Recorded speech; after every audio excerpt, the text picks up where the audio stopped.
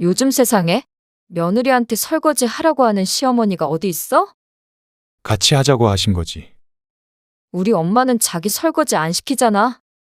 근데 나도 같이 치우긴 하잖아. 나 이런 대접 받으려고 결혼한 거 아니야. 이래서 며느리들이 시집에 오기 싫어하는 거잖아. 며느리는 손님인데 왜 며느리를 부려먹으려고 해? 그래도 부려먹은 건 아니지. 자기는 왜 내 편 안 드는데? 나도 우리 집에서 자기한테 설거지 시키라고 해볼까? 어머님도 너무하신 거야. 요즘에는 명절에 시집에 안 오는 며느리들도 많대. 그런데 나는 힘들게 애까지 데리고 오잖아. 그러면 그것만으로도 만족하셔야 하는 거 아니야? 오늘 이야기 속 주인공은 61세 임자영 씨입니다.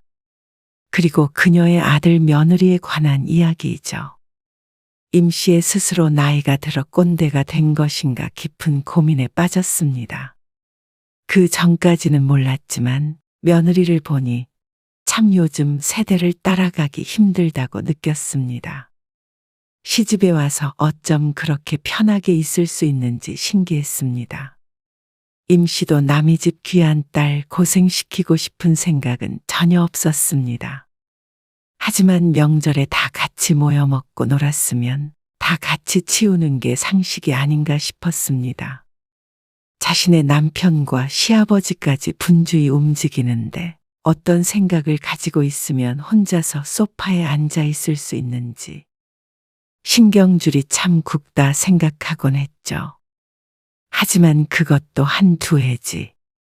몇 년이 지나도 며느리는 도무지 움직일 생각이 없어 보였습니다. 그러면서 요즘엔 며느리는 어쩌고, 요즘 시어머니는 어쩌고 하는 것이 그렇게 얄미울 수가 없었습니다.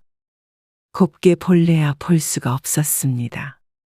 그렇다고 며느리 괴롭히는 못된 시모는 되기 싫으니 방법은 하나뿐이었습니다. 안 보고 싶으면 안 볼 수밖에요. 그러면 며느리는 임 씨가 후회의 눈물이라도 흘릴 줄 알겠지만 오산이었습니다. 아들 며느리 좀 덜 보고 산다고 세상이 무너지는 것도 아니었습니다. 그리고 후회의 눈물은 누가 흘릴지 길고 짧은 건 대봐야 하는 법이었죠. 임 씨는 딸 하나 아들이 하나가 있었습니다. 자식이 둘, 탈 없이 잘 키워 대학에 보내고 취직할 때까지 뒷바라지를 했습니다. 다행히도 크게 속 썩이는 일 없이 대학 졸업 후 얼마 안 돼서 둘 다 취직을 하게 되었습니다. 그리고 각자 독립해서 임 씨의 품을 떠났죠. 아들, 딸 안 바쁠 땐 가끔씩 왕래하며 그렇게 평범하게 살았습니다. 그러다 둘째인 아들이 먼저 결혼을 하겠다고 했습니다. 결혼을 하겠다고? 네. 최대한 빨리. 올 가을 되기 전에 하려고요. 임 씨 부부는 갑작스런 소식에 놀랐습니다. 그동안 아들이 그런 뜻을 내비친 적이 없으니 당연했습니다. 오래 사귄 여자친구도 없었고 최근 들어 누군가를 소개시켜 준 적도 없었습니다. 그리고 아들의 나이가 30이었습니다. 요즘 젊은 사람들은 결혼을 늦게 한다기에 임 씨도 아들이 몇 년은 더 있다 할 거라고 내심 생각해오고 있었습니다. 임 씨의 조카도 작년에 30대 중반에 결혼을 했고 40 가까이 되는 미혼 조카도 있었습니다. 그리고 멀리 갈 것도 없이 32인 임 씨의 딸도 결혼을 안 한 상태였죠. 그런데 아들이 갑자기 결혼을 하겠다는 이유가 있었습니다. 사실 아이가 생겼어요. 쑥스러운 표정으로 뒤통수를 극적이며 말하는 아들. 놀라긴 했지만 아들을 나무라진 않았습니다. 옛날이야 그런 게 창피했던 때지만 요즘엔 별거 아니라고 생각했습니다. 임신을 한 것은 크게 문제될 것이 아니라고 생각했죠. 다만 여자 쪽이 아직 27이라 다소 어리다고는 생각했습니다. 그냥 결혼을 하겠다고 한 거면 1, 2년 뒤로 미루는 것도 좋은 방법일 것 같았으나 애가 생겨서 결혼을 서둘러야 한다는데 미룰 수는 없는 노릇이었습니다. 27이면 한창 때였습니다. 물론 임 씨도 어린 나이에 결혼을 하긴 했지만 요즘과는 시대가 달랐죠. 혜인이네 부모님도 좋아하세요. 사돈이 될 집에서는 결혼을 환영한다고 했습니다. 덩달아 손주까지 생겼다며 기뻐했다고 했죠. 어린 딸 채가는 도둑놈이라고 아들을 탓하지 않아서 다행이었습니다. 임씨 부부가 허락하고 말고 할 상황이 아니었기에 결혼은 빠르게 진행이 되었습니다. 하지만 그렇기 때문에 트러블이 생길 수밖에 없었죠. 아니, 요즘 세상에도 그런 걸 따지는 사람들이 있어. 상견례가 끝나고 남편이 분개했습니다. 그리고 착잡한 심정은 임씨도 마찬가지였습니다. 그러게. 집이 뭐 한두 푼 하는 것도 아니고. 상견례에서 사돈네가 집은 남자 쪽에서 해와야 한다고 강력하게 주장했습니다. 당황한 기색을 숨기고 조율을 해보려고 했지만 워낙 강경해서 협상의 여지가 없었습니다. 결혼을 환영한다더니 막상 현실적인 얘기가 나오자 딸이 임신을 한 얘기를 은근슬에 꺼내기에 임씨도 제대로 따져묻지도 못했습니다. 엄밀히 말하자면 손바닥도 부딪혀야 소리가 나는 법이었습니다. 임신이 전적으로 임씨의 아들 탓이 아님에도 불구하고 죄인된 기분을 느껴야 했습니다. 아이가 생긴 것만 아니라면 이 결혼 못 시키겠다고 강하게라도 나가겠지만 이래저래 진퇴양난이었죠. 그렇다고 그 큰 돈을 지원하는 것은 부담스럽기도 했습니다. 내년쯤 결혼 생각이 있다던 딸도 똑같이 결혼을 시켜야 했기 때문이었습니다. 그래서 대출 없이 집을 사주는 것은 무리였고 일부는 대출을 받아서 아들네에게 갚으라고 하고 나머지는 임씨 부부가 보태주었습니다. 그것에 상대방 쪽은 불만이 꽤나 있는 모양이었지만 그 이상을 요구한다면 임씨도 더 이상은 맞춰줄 수 없다고 못을 박았죠. 그랬더니 결혼을 업자는 소리는 나오지 않았습니다. 임신한 딸을 데리고 더 이상 흥정은 하지 않는 듯 했죠. 일부 대출을 받게 하긴 했으나 예정했던 금액보다 훨씬 많이 결혼자금으로 지원해주게 되었습니다. 그리고 이듬해 딸도 결혼을 했고 똑같이 보탰죠. 남편이 사업을 하기 때문에 정년이 없어 다행이었습니다. 평범한 직장 생활을 해서는 자식들 시집 장가 보내느라 등골이 휠 뻔했습니다. 그런데 집사는 돈을 보태줬다고 결혼 준비가 끝난 것은 아니었습니다. 혼수는 당연히 여자 쪽에서 할 줄 알았지만 돌아오는 대답이 황당했습니다. 뱃속의 아기가 혼수죠. 우스갯소리를 한 것인지 모르겠지만 실제로 며느리가 임씨에게 한 말이었습니다. 바보 같은 아들은 가구나 가전은 자신이 모은 돈으로 하겠다고 했습니다. 그러니 며느리는 말 그대로 몸만 온 것이었습니다. 임씨는 스스로가 그런 것에 신경을 안 쓰는 사람인 줄 알았지만 아니었습니다. 자꾸 임씨 가족에게만 희생을 강요하는 것에 화가 났죠. 하지만 아들이 그렇게 해서 결혼을 하겠다고 하니 끝내 알아서 하라고 했습니다. 그 이상은 지원해 줄 생각이 없었기 때문에 앞으로 살아갈 문제는 전부 아들이 책임져야 한다고 생각했죠. 그렇게 아들은 결혼을 했습니다. 그리고 며느리가 생긴다는 것은 임씨가 그동안 상상했던 것과는 사뭇 달랐습니다. 식구가 늘면 오순도순 2배로 행복할 줄 알았지만 그렇지가 않았습니다. 엄마, 오늘만 민혁이 좀 잠깐 봐줄 수 있으세요? 민혁이를? 네, 왜? 무슨 일 있어? 너 지금 회사 아니니? 네. 회사 맞아요. 무슨 일 있는 건 아니고요. 혜인이 오늘 하루 쉬게 하려고요. 평일 오전에 아들에게서 걸려온 전화. 혜인이가 너무 힘들어해서요. 딸에게서 대충 얘기는 전해들은 바가 있었습니다. 아들네 부부에게 요새 다툼이 좀 있다고 했습니다. 며느리는 결혼 준비를 하며 직장을 그만두었습니다. 임신을 했기에 잠시 쉬는 줄 알았지만 앞으로도 복직 계획은 없다고 했습니다. 임씨도 50대 초반까지는 맞벌이를 했지만 그것도 아들네 부부가 알아서 할 문제라 그런가 보다 했습니다. 하지만 며느리가 독박 육아가 억울하다며 아들에게 불만이 많은 모양이었죠. 임씨는 아들에게도 할 말이 많았지만 꾹 참았습니다. 지금 너희 아빠도 안 계셔서 차라리 주말에 맡기면 아빠랑 같이 봐줄게. 아직 어린 애기라 안고 다녀야 하는데 임씨의 허리가 그렇게 아이를 번쩍 들 만큼 좋은 상태는 아니었습니다. 주말에는 어차피 제가 있으니까요. 평일이 힘든가 봐요. 주말에 아들이 봐주는데도 평일에 못 보겠다고 시집에 맡긴다니. 육아가 얼마나 힘든지는 키워봐서 알지만 독박 육아라는 말이 나올 상황은 아니라고 생각했습니다. 아이고, 알았어. 그러면 혜인이가 데리고 온대? 네. 이따 점심때쯤 맡길게요. 그리고 제가 퇴근길에 다시 데리러 갈게요. 그래. 알았다. 하고 싶었던 말들은 속에 묻어둔 채 고개를 끄덕이고 말았습니다. 요새 자꾸만 다툰다는데 임시까지 거절을 하게 되면 또 불화가 생길까봐 걱정이 되었죠. 알아서 살라고는 했지만 자식 문제이기 때문에 마냥 손을 떼고 있기도 힘들었습니다. 어차피 집에 있으니 가끔씩 쉬엄쉬엄 봐줘도 괜찮겠다고 생각했습니다. 임시라고 힘들지 않아서 맡아주는 것은 아니었습니다.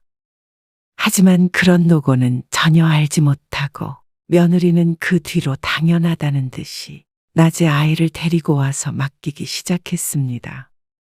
처음 한 번이 어렵지, 두 번째, 세 번째는 참 쉬웠죠. 민혁이 두고 갈게요. 오늘은 내가 외출해야 돼서 일찍 데리러 와야 해. 못 봐준다고 한 번 거절했다가 하도 부탁을 하기에 데리고 오라고 했습니다. 몇 시예요? 3시에 나가. 아, 그럼 2시까지 데리러 올게요.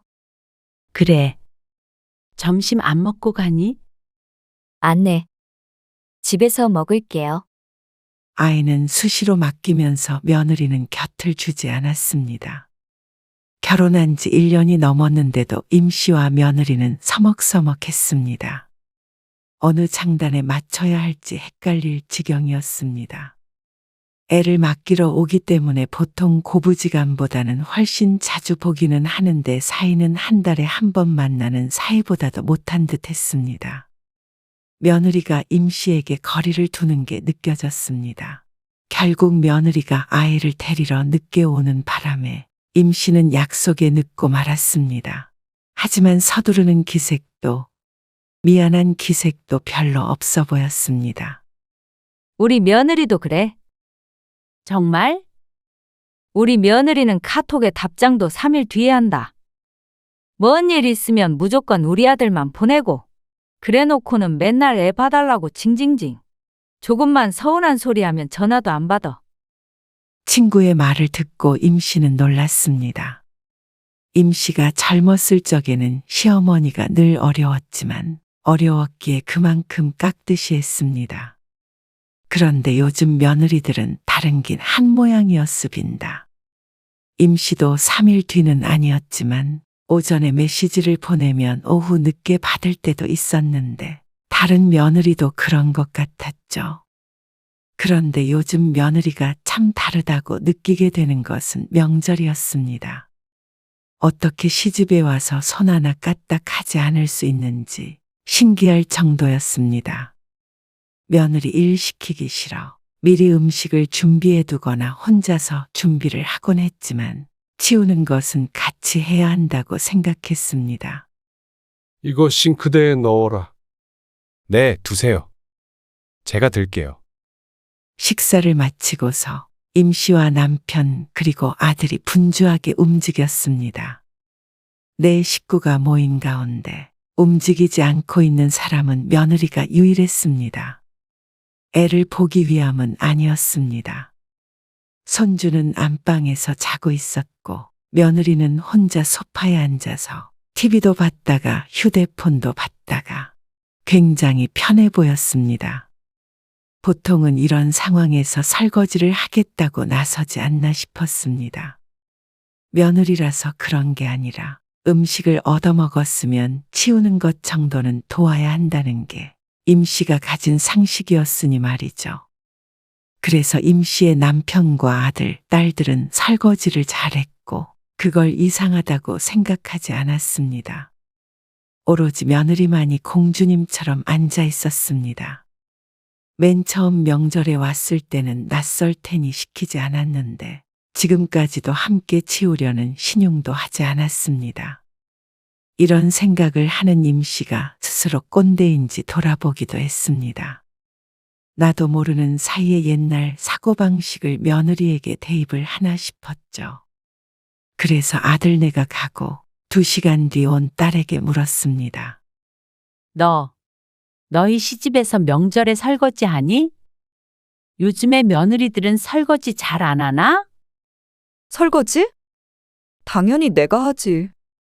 이서방은? 같이 치우는데 어머님이랑 아버님 쉬시라고 하고 대신 음식 준비는 어머님 아버님이 하셔. 난 옆에서 좀 거들기만 하고. 그래? 그렇지? 설거지는 하지? 당연하지. 그러면 음식도 어머님이 하고 설거지도 어머님이 해? 별스런 질문을 들었다는 듯이 대꾸하는 딸을 보자 임씨는 안심이 됐습니다. 임씨의 생각에도 그게 맞았습니다. 임씨가 꼰대가 아니라 임씨의 며느리가 독특한 것 같았습니다. 그래서 아들네 부부가 왔을 때 한 번은 앉아있던 며느리에게 같이 치우자는 식으로 이야기를 한 적이 있었습니다. 저 민혁이 때문에요. 며느리는 멀쩡히 있는 아이를 데리고 아예 방으로 들어가 버렸습니다. 황당해하는 임씨에게 아들이 민망한 표정을 지으며 말했습니다. 제가 2배로 치울게요.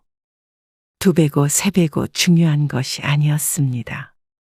나중에 둘이 하는 얘기를 들으니 더 가관이었습니다. 요즘 세상에 며느리한테 설거지 하라고 하는 시어머니가 어디 있어? 같이 하자고 하신 거지. 우리 엄마는 자기 설거지 안 시키잖아. 근데 나도 같이 치우잖아. 아들의 말에도 며느리는 한참 동안 불평을 했습니다. 기분이 나쁘다는 것이었습니다. 시모가 공주님의 심기를 거스른 것이었죠.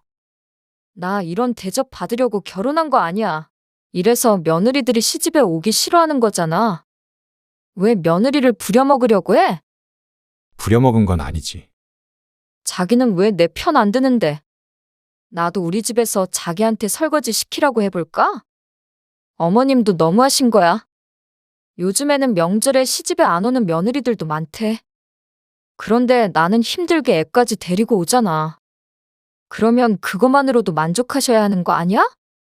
아들도 당황한 눈치였지만 애써 며느리를 달랬습니다.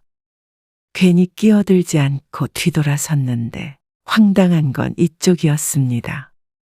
요즘 세상을 그렇게 따지는 신식 며느리면서 왜 집은 남자 쪽에서 사줘야 한다고 난리를 친 건지 몰랐습니다.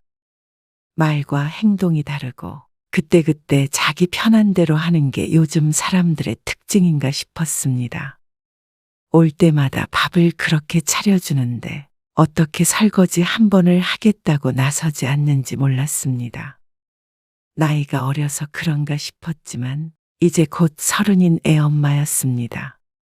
미성숙한 것이 아니라 인성의 문제가 아닌가 싶었습니다. 고부관계를 떠나서 사람과 사람의 관계인데 시집이라면 선부터 긋고 보고 며느리이기 때문에 부당한 대우를 받는다고 생각하는 며느리가 임시도 불편했습니다. 또 아예 시집을 멀리 했다면 모르겠지만 공휴일에 어린이집이 쉬는 날이면 늘상 애를 맡기기 위해 임시를 찾고 애 보면서 밥하기 힘들다며 반찬도 가져가는 며느리이기 때문에 임씨가 더 화가 나는 것이었습니다. 지난번에 싸주신 김치, 젓갈 냄새가 좀 많이 나더라고요. 성준이 아빠가 젓갈 들어간 걸 좋아해서 그래. 그래도 좀 심해요. 임 씨는 한숨이 나왔습니다. 그래놓고는 김장김치는 야무지게도 챙겨갔습니다. 사 먹으면 비싸다고 말이죠. 요즘 시어머니 되기가 이렇게 힘든가 싶었습니다. 손주도 봐줘야 하고 음식도 해다 바쳐야 하고 설거지도 해야 하니 말이죠. 아들도 처음엔 안 그러더니 점점 며느리 따라 변해가는 듯했습니다. 아무래도 가정이 평화로운 방법을 스스로 찾아가는 듯 했습니다. 며느리에게 직접 연락하면 안 좋아하고 찾아가는 건 더더욱 질색해서 며느리에게는 밥상 한번 받아본 적이 없었습니다. 요즘 고부관계가 이렇게 일방적이라면 임 씨도 싫었습니다. 아들 가진 게 죄가 아닌데 왜 시모가 무조건 며느리에게 굽혀야 하는지 몰랐습니다. 며느리가 고생하는 옛날 문화도 잘못됐지만 작금의 문화도 무언가 비정상이 된 듯했습니다. 며느리에게 뭐 하나라도 시키면 앞뒤 꽉 막힌 노인네 취급하며 욕했고 며느리를 공주처럼 떠받들어 줘야 했습니다. 그래서 명절에 다시 아들네가 왔을 때는 생각을 고쳐먹었습니다. 저희 왔어요. 왔니? 네. 요리하고 계세요. 장을 하나 덜 본 게 있어서 다시 마트에 다녀왔더니 시간이 좀 늦었네. 아들 며느리는 자연스레 거실에 자리를 잡고 앉았습니다. 분주하게 움직이는 임 씨를 신경 쓰는 건 남편뿐인 듯 했죠. 음식 준비가 덜 됐는데도 거들겠다는 인사치레조차도 없었습니다. 원래 그런 줄은 알고 있었지만 참 허탈했습니다. 그래서 식사를 마친 뒤에 임 씨는 앉아있는 상태로 아들 며느리에게 말했습니다. 치우는 건 너희가 치워. 네? 같이 치워주던 아들도 어느샌가 손을 놓았습니다. 그러니 치우라는 말에 당황했죠. 너희 둘이 설거지해. 이거 차리느라 힘들었으니까. 단도직입적으로 말하자 아들이 며느리 눈치를 봤습니다. 며느리 표정이 좋지 않았습니다. 임 씨는 모르는 척 태연하게 일어났습니다. 그러자 임 씨를 따라서 남편도 같이 일어났습니다. 그래. 이제는 그렇게 하자. 역할 분담을 해야 명절에 모여도 갈등이 없지. 이미 며느리는 혼자서 갈등이 생긴 듯한 표정이었습니다. 지난번에 같이 치우잔 소리에도 아들을 잡은 며느리이기 때문에 이번에야말로 부부싸움을 할지도 모른다고 생각했습니다. 그래도 시부모이니 대놓고 말은 못하고 인상 쓴 채로 설거지를 하는 며느리. 아들도 옆에 나란히 서서 하고 있었습니다. 그리고 다음 날이 되었을 때도 떡국을 먹은 뒤 아들 내외에게 말했습니다. 설거지하고 갈 거지? 그러자 아들이 난감한 표정을 지었습니다. 얼른 가야 해요. 차 막혀서. 그릇이 이거밖에 안 되는데? 10분이면 되지. 얼마 없으니까 엄마가 좀 해주세요. 아들까지도 이렇게 말하니 임 씨가 아들 내외를 만나는 걸 즐거워할 수가 없었습니다. 너희 그럴 거면 이제 명절에 오지 말어. 네? 가만히 밥만 얻어먹고 드러누워 있다가 갈 거면 뭐하러 오니? 너희 둘이 맛있는 거 사 먹어. 아니, 설거지 좀 안 했다고. 설거지만 말하는 게 아니야. 부모가 자식들 먹인다고 열심히 움직이는데 어떻게 둘 다 손 하나 까딱 안 하고 있니? 너 그렇게 컸어? 그게 아니고요. 아들이 자꾸만 반박하기 위해 입을 열었지만 전부 실없는 소리뿐이었습니다. 그렇게 손주도 봐주고 하면 나 같으면 고마워서라도 뭐라도 거들겠어. 왜 그렇게 이기적이야? 같이 치우자고 말 좀 했더니 요즘 시어머니가 어쩌고 요즘 며느리가 어쩌고. 그렇게 싫으면 안 오면 되잖아. 그런 말이 어딨어요. 진심으로 하는 말이야. 명절에 각자 보내는 집도 많다며. 누가 그래요? 지난번에 혜인이 네가 그랬잖아. 안 그래? 며느리가 그 말에 대답을 하지 않았습니다. 그리고 애도 이제 맡기지 말어. 그제서야 눈을 동그랗게 뜨는 며느리. 명절에 오지 말라고 하니 좋다가 날벼락을 맞은 꼴이었습니다. 나도 좋은 일 하면서 싫은 소리 듣기도 싫고 자식 뒷바라지도 그만하고 싶어. 허리 아프다고 해도 듣지도 않고 말이야. 어머님, 너도 집에서 애 하나 보는 게 어려워서 자꾸 맡기니? 네 애 네가 안 키우면 누가 키워? 그러자 며느리가 입술을 꼭 깨물었습니다. 이렇게까지 얘기하시니까 그럼 저희 다음 명절에 안 올게요. 며느리도 뭐가 분하긴 한 모양이었습니다. 그리고 그 말에 임씨는 어깨를 으쓱했습니다. 그리고 아들과 며느리는 몇 달 뒤 어버이날에도 오지 않았습니다. 명절 이후로 발길을 뚝 끊었죠. 그러다가 추석이 되기 전에 아들네가 먼저 슬금슬금 연락을 해왔습니다. 하루도 애를 못 맡기니 죽을 맛이었던 듯했습니다. 혜인이가 요즘 준비하는 일이 있는데요. 아무래도 애 때문에 제약이 많아요. 그래서 또 맡기겠다는 말이야? 저녁 시간에만 좀 봐주실 순 없어요? 발길을 끊을 때는 언제고 이제는 다시 애를 봐달라고 하는 아들 며느리 때문에 기가 막혔습니다. 싫은 일은 안 하고 저들 편할 때만 부모를 찾나 싶었습니다. 요즘 사람들은 다 이렇게 편하게 사나 싶었습니다.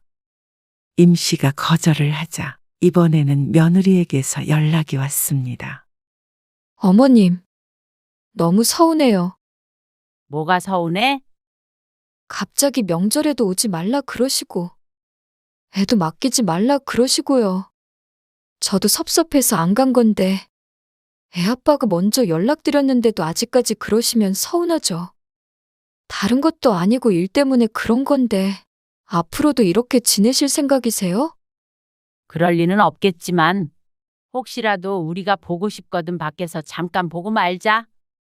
그러니까 민혁이는 절대로 봐주실 수 없다는 말이죠. 말투가 꼭 네가 그렇게 나오면 어떻게 되나 보자 하는 듯 했습니다. 어머님은 민혁이 안 보고 싶으신가 봐요. 그러면서 은근한 협박이 더해졌습니다. 손주 못 본다고 하면 임씨가 벌벌 떨 줄 아는 모양이었습니다.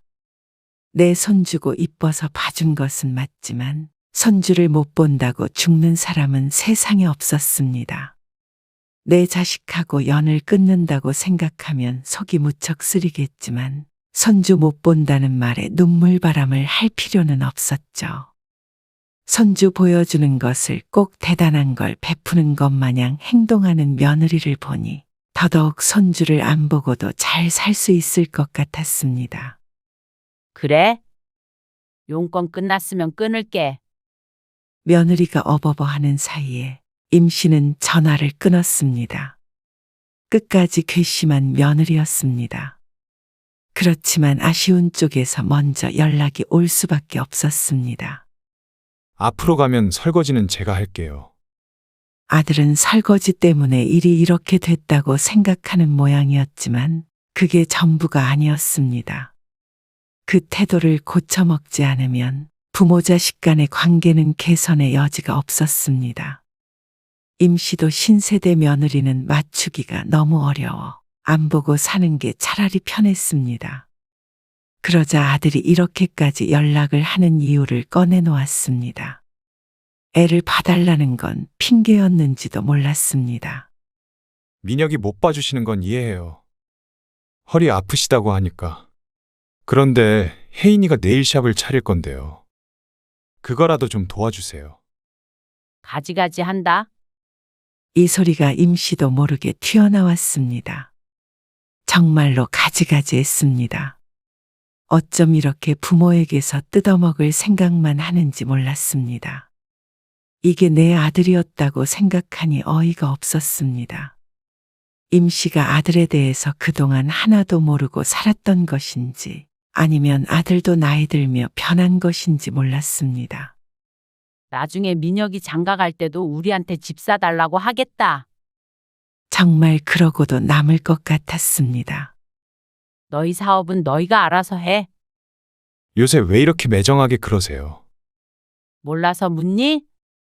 너희도 부모에게서 받은 것들이 있으면 반대로 부모에게 돌려줄 줄도 알아야 하는 거야. 돈 말씀하시는 거예요? 아니, 너희가 부모에게서 도움받는 건 당연하게 생각하면서 부모 위해서 너흰 작은 거 하나라도 해줘 봤니? 밥 한 끼를 차려주기는커녕 차리는 걸 도와준 적도 없었습니다. 허리 아프다고 했을 때 괜찮은지 물은 사람도 하나 없었고 말이죠. 병수발을 들어달라는 것도 아닌데 그 정도 성의도 보이지 않는 자식들에게 부모라는 이유로 한없이 베풀 수만은 없었습니다. 이제는 무리해서 희생해 가면서까지 자식을 도와줄 필요는 없다고 생각했습니다. 이미 30 넘은 아들이었습니다. 어찌저찌 결혼까지 시켰으면 자식에게 해준 것이 차고 넘쳤습니다. 친구들 얘기를 들어보면 아들이 있다고 집을 해가는 경우는 보지도 못했으니 말이죠. 대신 자주 찾아뵀잖아요. 근데 민혁이도 안 봐주시겠다고 한 것도요. 그것도 서운해요. 요즘 시어머니는 참견 안 하는 게 제일 좋은 시어머니라며? 그리고 요즘 며느리들은 알아서 다 잘한다더라. 그러자 아들은 서운하다고 난리였습니다. 그러니 아들도 같이 싫어졌습니다. 며느리 덕에 임 씨도 알게 된 것들이 많이 있었습니다. 요즘 시모들이 자식들 때문에 울고 웃던 옛날 그런 시모들이 아니었습니다. 그리고 그건 임 씨도 마찬가지였습니다. 다들 젊고 내 인생이 있는 건데 자식 손주에 목맬 필요가 없었습니다. 며느리도 안 맞으면 안 보면 되는 것이었습니다. 그렇게 생각하면 무척 쉬운 일이었습니다. 특히나 고부관계가 그랬습니다. 아들 며느리야 남이어도 서로 사랑해서 자발적으로 만난 사이이지만 시부모와 며느리는 달랐습니다. 남끼리 강제적으로 붙여놓았으니 서로 마음에 안 들 가능성이 높았습니다. 그건 모두가 그렇지 않나 싶었습니다. 서로 불편한 사이였죠. 서로 존중하고 사랑하는 사이가 되지 못할 바에는 그냥 자주 안 보고 살면 됐습니다. 핏줄 섞인 부모 자식이나 형제끼리도 자주 보면 갈등이 생기는데 사위나 며느리는 말할 것도 없었죠. 각자 잘 살면 그만인데 명절이다 뭐다 해서 자꾸 부대끼며 사니까 이런 일이 생기는 듯 했습니다. 처음부터 잘못된 것이었습니다. 자식 결혼할 때 큰 돈을 보탠 것도 어떻게 보면 임 씨의 오지랖이었죠. 그때부터 독립된 개체로 인정하고 각자 살았으면 적어도 안 보며 살게 되는 일은 없을 것이었습니다. 하지만 이미 이렇게 된 거 무소식이 희소식이라고 생각하는 게 좋았습니다. 나중에 아파도 자식에게 기댈 생각 말고 부모 노후자금 받아갈 생각 말고 그렇게 살면 서로 상처도 오해도 없었습니다. 아들 내외는 또다시 연락을 끊었습니다. 그래도 임 씨는 신경 쓰지 않았습니다. 저들 편할 대로 연락을 했다 끊었다 하는 자식 때문에 신경 쓰며 살고 싶지 않았습니다. 손주가 하나뿐인 것도 아니었습니다. 딸이 지난해 아이를 낳아 자주 놀러 왔습니다. 임 씨도 부모에게 잘하는 자식에게 마음이 갔고 그 손주에게 더 마음이 갔습니다. 이제 아들 며느리를 떠올리면 골치부터 아팠기 때문에 말년에 스트레스로 병을 얻기는 싫었습니다. 만약 이런 임 씨를 아들이나 며느리가 이기적이라고 말한다면 받아칠 말도 있었습니다. 요즘 부모는 자식보다 내 인생을 더 신경 쓴대잖아. 너희들은 젊은 꼰대라는 말 들어봤니? 너희가 그건가 보다. 물론 이 말을 들으면 또 난리를 칠 테지만 말이죠.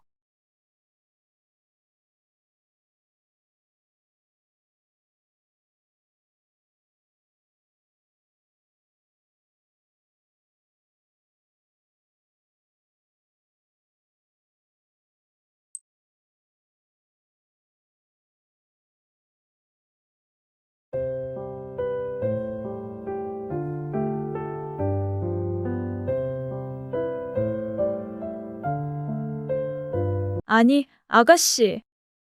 그러다가 평생 혼자 살려고 그래요? 인연이 있으면 자연스럽게 만나게 되겠죠. 인연은 만드는 거지 기다리는 게 아니에요. 한 살이라도 어릴 때 재혼해서 자식은 낳아야죠. 자식이 꼭 있어야 하나요? 당연히 있어야죠. 지금은 젊지만 나중에 나이 들면요?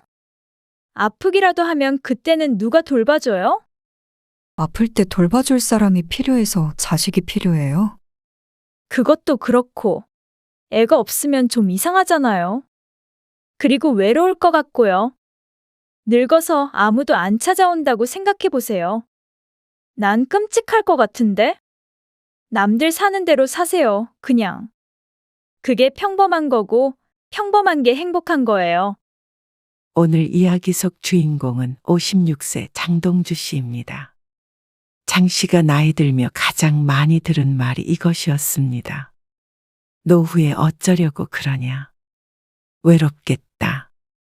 장 씨가 남편도 자식도 없이 혼자 사는 걸 알면 모두가 입을 모아 이렇게 얘기했습니다. 서로 약속이라도 한 듯이 말이죠.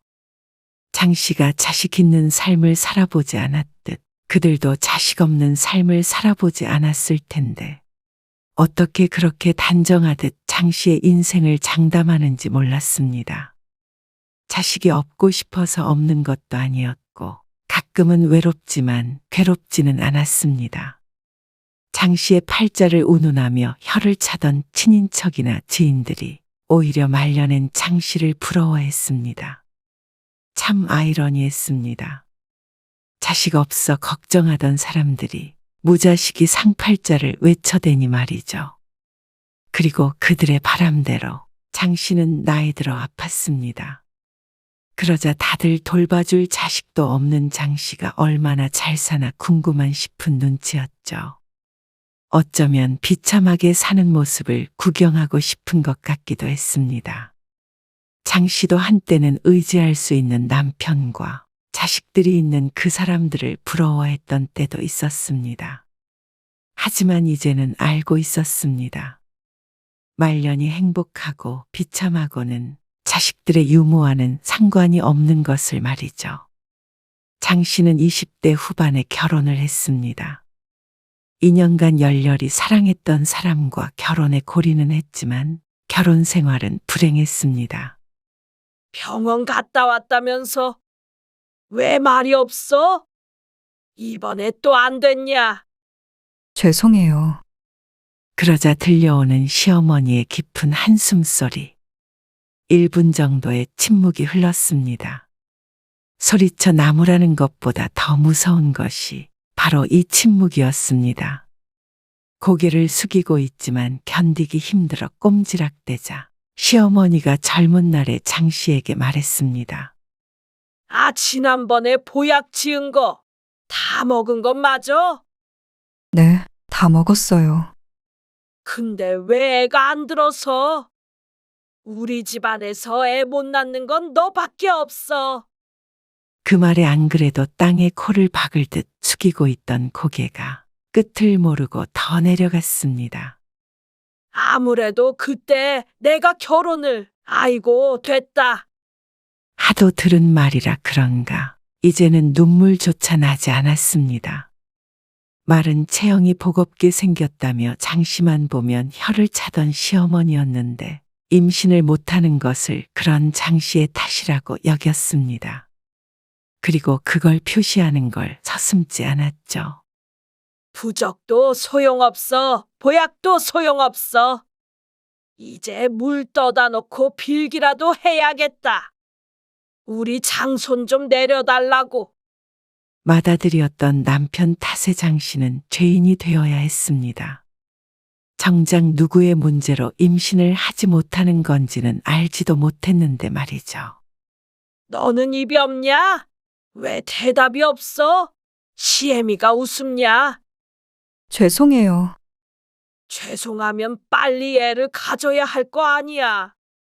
벌면 얼마나 번다고 애 낳아야 할 새댁이 일한다고 돌아다녀. 그러니까 애가 안 생기는 거 아니야. 당장 그만둬라. 항상 결론은 장씨 탓이었습니다. 그리고 있는지 없는지도 모를 정도로 아무 말 않고 있던 남편이 장씨를 툭 쳤습니다. 어서 알았다고 대답하라는 사인이었습니다. 알겠습니다. 그래서 장씨는 일도 그만두고 건강 관리를 했습니다. 하지만 그런다고 생길 아이였으면 세상에 애를 못 갖는 사람은 없었겠죠. 그러자 시집에서는 자꾸만 장씨를 못 살게 굴었고, 그럴 때면 남편과도 다투게 되었습니다. 시간이 갈면 갈수록 감정의 골은 깊어져 갔습니다. 그런 사이에서 아이가 생길 일이 만무했습니다. 어머님이 나한테 쓸모없는 것이라고 그러셨어. 또다시 불려가 시어머니에게 욕을 들었던 장씨가 저녁에 남편에게 털어놓았습니다. 그런데 그 말을 들은 남편은 도리어 한숨을 쉬며 짜증을 냈습니다. 나도 이제 지친다. 지친다니. 엄마가 뭐라고 해도 그냥 내 하면 안 돼. 그리고 왜 자꾸 그걸 나한테 말하는 거야? 그럼 내가 당신한테 말하지. 누구한테 이런 얘기를 해? 나보고 어쩌라는 거야. 힘들게 일하고 들어온 사람한테 엄마 욕을 하고 싶어. 내가 언제 욕을 했어? 당신은 어쩜 내 편은 한 번도 들어주질 않는 거야? 남편은 말 그대로 남의 편이었습니다. 결국 장씨 부부는 별거를 하다가 결혼 생활 5년 만에 이혼을 하게 되었습니다. 그래서 한동안 장씨는 폐인처럼 지냈습니다. 주위에서 손가락질을 했고 수근거리는 소리가 들리는 것 같아 집 밖으로 나오지 않고 생활하기도 했습니다. 다들 이혼한 것이 장씨의 탓이라고 했습니다. 한때는 장씨도 그렇게 생각했던 적이 있었죠. 차라리 입양이라도 하지 그랬냐? 친정아버지조차 장씨를 나무랐으니 누구도 장씨의 편이 아니었습니다. 인생이 실패한 것 같다는 생각이 들었습니다. 애가 있었으면 아무리 싸웠어도 이렇게 쉽게 이혼하지는 않았을 텐데. 아니, 처음부터 싸울 일이 없었을 텐데. 이런 생각을 하기도 했습니다. 자식이 없으니 이혼이라는 과정이 참 쉬웠습니다. 서류에 도장 찍고 각자 길로 가면 되니 말이죠. 하지만 애가 있었다면 그런 시집 식구들을 견디고 내 편도 아닌 남편과 평생 살아야 했을 것이었습니다. 애가 있으니 쉽게 헤어지지는 못하고 그렇게 살았겠죠. 그래서 이제 와서는 당시에 애가 없었던 것이 참 다행이라고 생각했습니다. 하지만 당시엔 한참을 괴롭게 살았습니다. 그래도 먹고는 살아야 하니 다시 직장에 들어갔고 몇 년간 몇 정말 일만 하며 살았던 것 같습니다. 그러다 보니 당연히 외로움에 사무칠 때도 있었습니다. 강아지 한 마리 키워봐요. 강아지요? 아, 퇴근해서 집에 들어가면 외롭지 않아요? 강아지 한 마리 있으면 딱 좋지. 집에 아무도 없는데 강아지를 어떻게 키워요? 아침 일찍 나갔다가 퇴근해서 바로 집에 들어간다고 하더라도 8시는 돼야 했습니다. 그러면 강아지를 키우는 의미가 없었죠. 혼자라서 키우고 싶었지만 또 혼자라서 키울 수 없었습니다. 외롭다고 입 밖으로 말해본 적도 없었지만 남들이 보기엔 그래 보였는지 재혼을 하라는 소리도 많이 들었습니다. 특히나 새언니에게 잔소리를 많이 듣곤 했죠. 내가 다리 좀 놔줄까 하는데 언제까지 혼자 있을 수 없잖아요. 아니에요. 바빠서 누구 만나고 할 시간도 없어요. 바빠서 연애 못하는 사람도 있나? 그래도 아직은 생각 없어요. 아니, 아는 사람 내 남동생인데. 그쪽도 이혼해서 혼자 살고 있다고 하더라고요. 외로운 사람들끼리 만나면 좋잖아. 그러면서 은근슬에 속삭였습니다. 애가 하나 있긴 한데. 아가씨도 그게 더 낫지 않나? 이제는 낳기엔 좀 늦었으니까. 생각해서 해준 말인 줄은 알겠지만 달갑지 않은 말이었습니다. 이혼을 하면 아무나 외로운 사람들끼리 만나도 된다고 생각하는 것인지. 오빠도 많이 걱정하던데. 한번 만나보기라도 해요. 거절을 해도 기어코 약속을 잡아버렸습니다. 사명감이 있는 것인지 아니면 재미있어서 그런 것인지는 몰라도 장 씨는 그런 선자리가 너무 불편했습니다. 그리고 만나자마자 결혼 얘기에, 육아 문제 얘기에, 부모 봉양에 너무 현실적인 대화만 오가니 한 번 실패한 결혼을 꼭 해야 하나 싶기도 했습니다. 장 씨가 마음을 열지 않으니 만남 또한 흐지부지해졌습니다. 아니, 아가씨. 그러다가 평생 혼자 살려고 그래요? 인연이 있으면 자연스럽게 만나게 되겠죠. 인연은 만드는 거지 기다리는 게 아니에요. 한 살이라도 어릴 때 재혼해서 자식은 낳아야죠. 자식이 꼭 있어야 하나요? 그놈의 자식 얘기는 지긋지긋했습니다. 결국 자식이 없어 이혼을 했는데 또다시 자식을 낳겠기 위해 결혼하는 게 어떻게 보면 짐승 같다는 생각까지 들었습니다. 당연히 있어야죠. 지금은 젊지만 나중에 나이 들면요? 아프기라도 하면 그때는 누가 돌봐줘요? 아플 때 돌봐줄 사람이 필요해서 자식이 필요해요? 그것도 그렇고, 애가 없으면 좀 이상하잖아요. 그리고 외로울 것 같고요. 늙어서 아무도 안 찾아온다고 생각해 보세요. 난 끔찍할 것 같은데. 남들 사는 대로 사세요, 그냥. 그게 평범한 거고 평범한 게 행복한 거예요. 그리고 그 이후로도 비슷한 일이 여러 번 있었습니다. 젊고 창창한 나이에 혼자가 되었기 때문에 이렇게 소개해주겠다는 사람이 꽤나 많았습니다. 그래서 실제로 만나본 적도 있었고 말이죠. 하지만 장 씨가 40쯤 되었을 때 어머니가 크게 아팠습니다. 수술까지 하고 한 달가량 입원해 있었는데 새언니 말과는 다르게 반대로 자식을 갖지 말아야겠다는 결심을 하게 되었습니다. 가정이 없는 게 죄인지라 장 씨가 그 옆에 붙어서 병수발을 한 달 동안 들었는데 입원한 어머니보다 장 씨가 더 쓰러질 몰골이 되었습니다. 이리저리 자식을 부리며 수발을 들게 하는 어머니가 가끔은 원망스러운 마음이 들 때도 있었습니다. 너 이혼한 거 창피할 때도 있었는데. 이러고 보니까 내 노후의 최고 보험은 동주 너인가 보다. 웃으며 하는 어머니의 말에 장 씨는 따라웃지 못했습니다. 등줄기가 서늘해지고 오히려 도망가고 싶은 마음이 들었죠. 그러니 장 씨는 더욱더 자식을 낳기가 싫었습니다. 늙어서 아픈 걸 대비하기 위해 남편이 필요하고 자식이 필요하다면 그냥 젊었을 때 건강히 살자 싶었습니다. 그래서 그때부터는 누군가를 만날 생각은 전혀 하지 않고 살았습니다. 몇 년 더 지나 나이를 먹으니 이제는 누군가를 소개받을 나이도 지났는지 주변에서 재혼 안 하느냐는 질문조차 하지 않게 되었죠. 글쎄, 우리 진영이가 밤새 공부를 하고 있더라고요. 그래요? 그렇게 속을 썩이더니 내가 막내라고 오냐오냐 키워가지고요. 고모도 알죠? 알죠.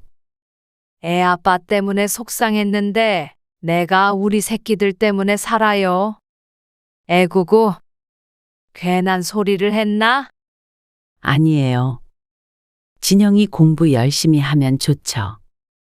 내년에 막내까지 대학교 가니까 내가 요즘 그 생각밖에 안 해서 그래요. 나이가 들다 보니 사람을 만나면 늘 듣는 얘기가 자식 자랑뿐이었습니다. 그러다가 장 씨가 혼자라는 걸 처음 알게 된 사람은 갑자기 쉬쉬하며 말조심을 하게 되는 것이 보통이었습니다. 그러면 어색한 기류가 흐르게 되죠. 그리고 이렇게 원래 알던 친인척이나 친구들은 장 씨가 모르는 비밀을 알려준다는 듯이 자식 자랑을 끝없이 늘여놓곤 했습니다. 그러게. 아가씨도 진작에 재혼했으면 공감을 했을 거 아니에요. 내가 누누이 말했잖아요. 남편은 없어도 자식은 있어야 된다고. 남편도 없고 자식도 없는 장 씨는 새언니에게 세상에서 가장 불쌍한 사람 중 하나였습니다.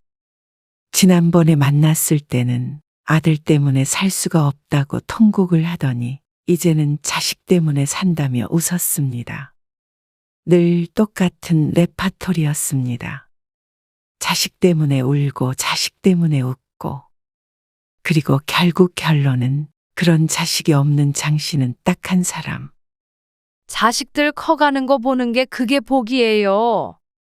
그리고 나중에 늙으면 자식들 부양받으며 사는 게 제일 좋은 인생이고요. 한때는 장 씨도 원한 적이 있던 삶이었습니다. 하지만 그것도 다 오래전 일일 뿐이었습니다. 주변 사람들은 이 나이 때까지 혼자 사는 장 씨가 불행할 것이라고 생각했지만 사람들이 생각하는 것처럼 불행한 삶은 아니었습니다. 아가씨는 돈 벌어서 어디다가 써요? 언젠가 새언니가 물었습니다. 그냥 취미 생활도 하고 그러죠.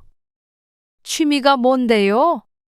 그 냉장고에 붙이는 자석 모으는 거요. 아, 집에 잔뜩 있던 그거요. 여행 가서 샀다는 거. 네.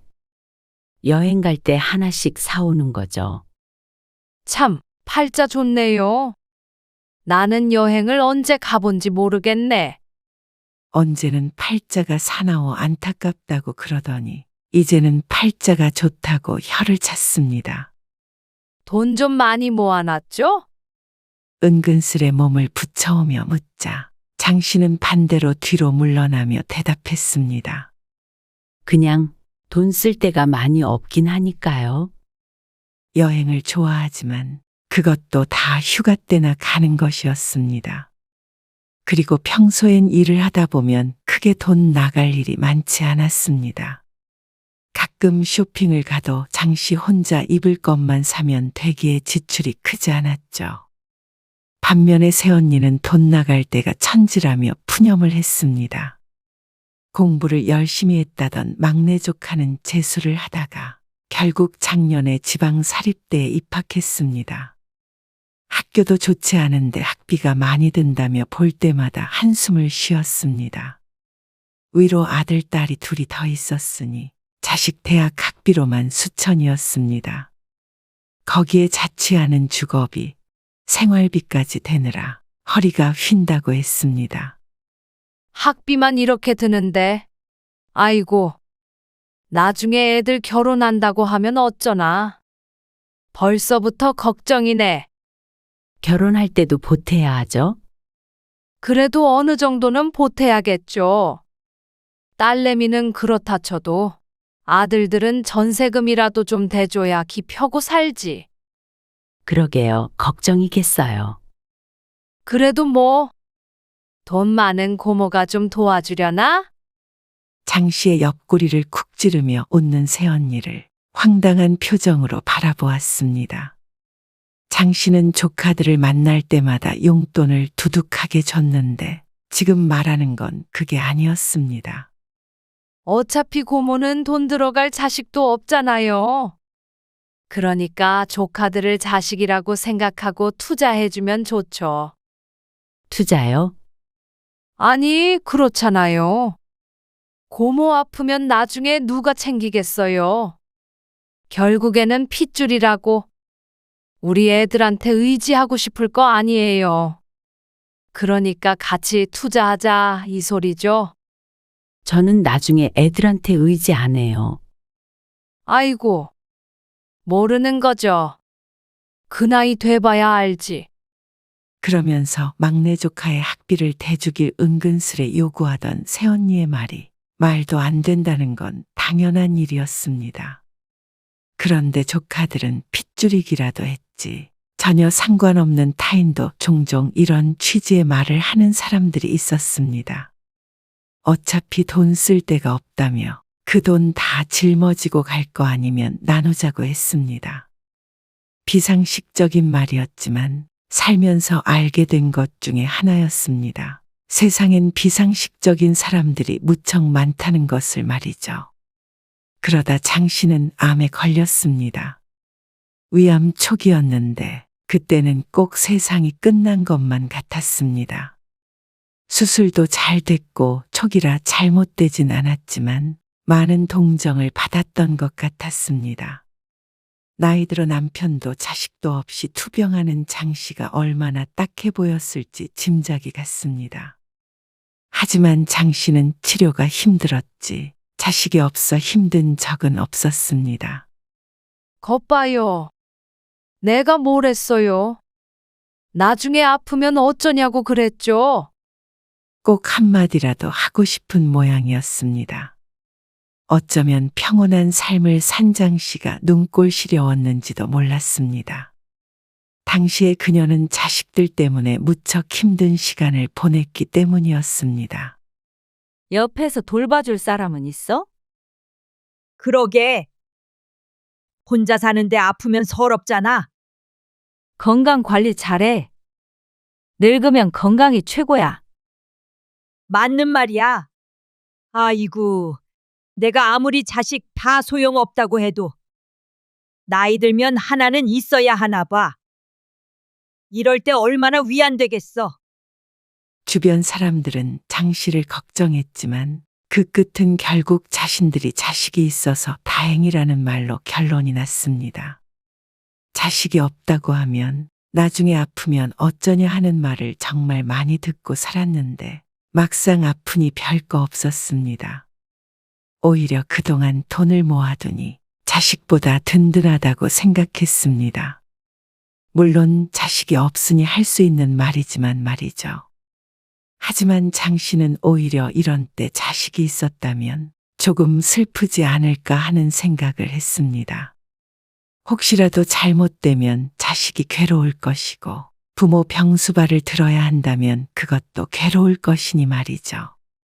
부모 자식 사이가 그리 단순한 것은 아닐 테지만 적어도 장 씨는 그렇게 생각했습니다. 그리고 자식이 있으면 늘 든든한 것만이 아니라는 것도 가까이에 있는 가족을 통해 늘 깨닫고 있기도 했고 말이죠.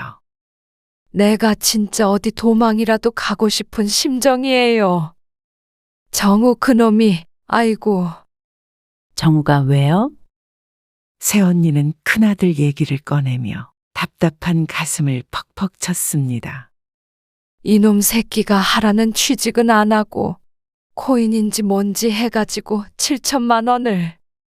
네, 7천만 원이요? 나중에 결혼 자금 하라고 통장에 모아뒀던 돈인데 그걸 홀랑 들고 가가지고. 아이고.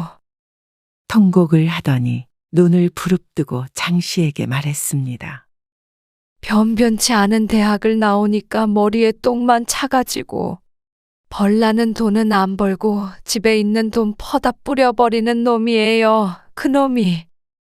이제 나이가 몇인데, 아이고. 졸업 후 몇 년 동안이나 놀고 있는 조카였습니다. 그리고 그 뒤로도 줄줄이 자식들이 사고를 치는 바람에 오빠 부부는 몇 년간 휘청거렸습니다. 대학만 보내놓으면 끝인 줄 알았지만 진짜 시작은 그 이후부터인 듯 했습니다. 정작 새언니가 그렇게 걱정하던 장 씨의 삶은 평탄했습니다. 그리고 윤택했습니다. 자식이 사고 치는 집과 비교해서 그런지는 몰라도 도망가고 싶은 심정이 될 때는 없었습니다. 비록 암에는 걸렸지만 초기라 치료는 잘 됐고 남편이나 자식의 병수발은 필요 없었습니다. 혹시나 누군가의 도움이 필요하다면 간병인을 쓰면 됐습니다. 잠시 일을 쉬면서 몸이 힘들어 반년간 가사도우미를 쓰기도 했는데 새언니는 돈 낭비를 한다며 혀를 찼습니다. 그럴 돈 있으면 자신이 해주겠다고 했지만 장 씨는 거절했습니다. 혼자 나이 들어 병에 걸리면 비참할 것이라는 새언니의 말은 틀렸습니다. 아직 나이가 덜 들어 거동이 가능해서 그럴 수도 있겠지만 만약 그 정도로 힘든 상황이라면 자식이 있든 없든 크게 도움이 되지 못할 것이었습니다. 정작 자식들 수발받을 생각을 하는 새언니의 친정어머니는 요양원에 계시니 말이죠. 그 언젠가 새언니가 평범한 게 가장 좋은 거라고 했던 것이 떠올랐습니다. 장 씨의 인생은 남편 없고 자식 없어 특별히 불행한 줄 알았는데 그 누구보다도 평범했습니다. 어떻게 보면 심심하다고 할 수도 있겠지만 또 어떻게 보면 인생의 가장 큰 골칫거리가 없다고 할 수도 있었습니다. 생각하기 나름이었죠. 나중에 자식들은 좋겠어요. 네? 아니, 부모님이 이런 건물 물려주시면 든든할 거 아니에요. 안 돼. 그러니까 부모 잘 만나는 것도 다 자기들 복이라니까요. 그런가요? 저도 자식들한테 건물 몇 채 물려주고 싶죠. 근데 애들 키우는 돈이면 이런 거 사고도 남잖아요.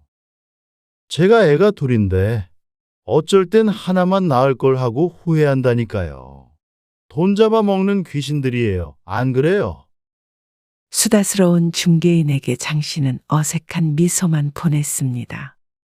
장 씨가 별다른 대꾸를 하지 않음에도 불구하고 중개인은 한참을 자식 얘기로 열을 올렸습니다.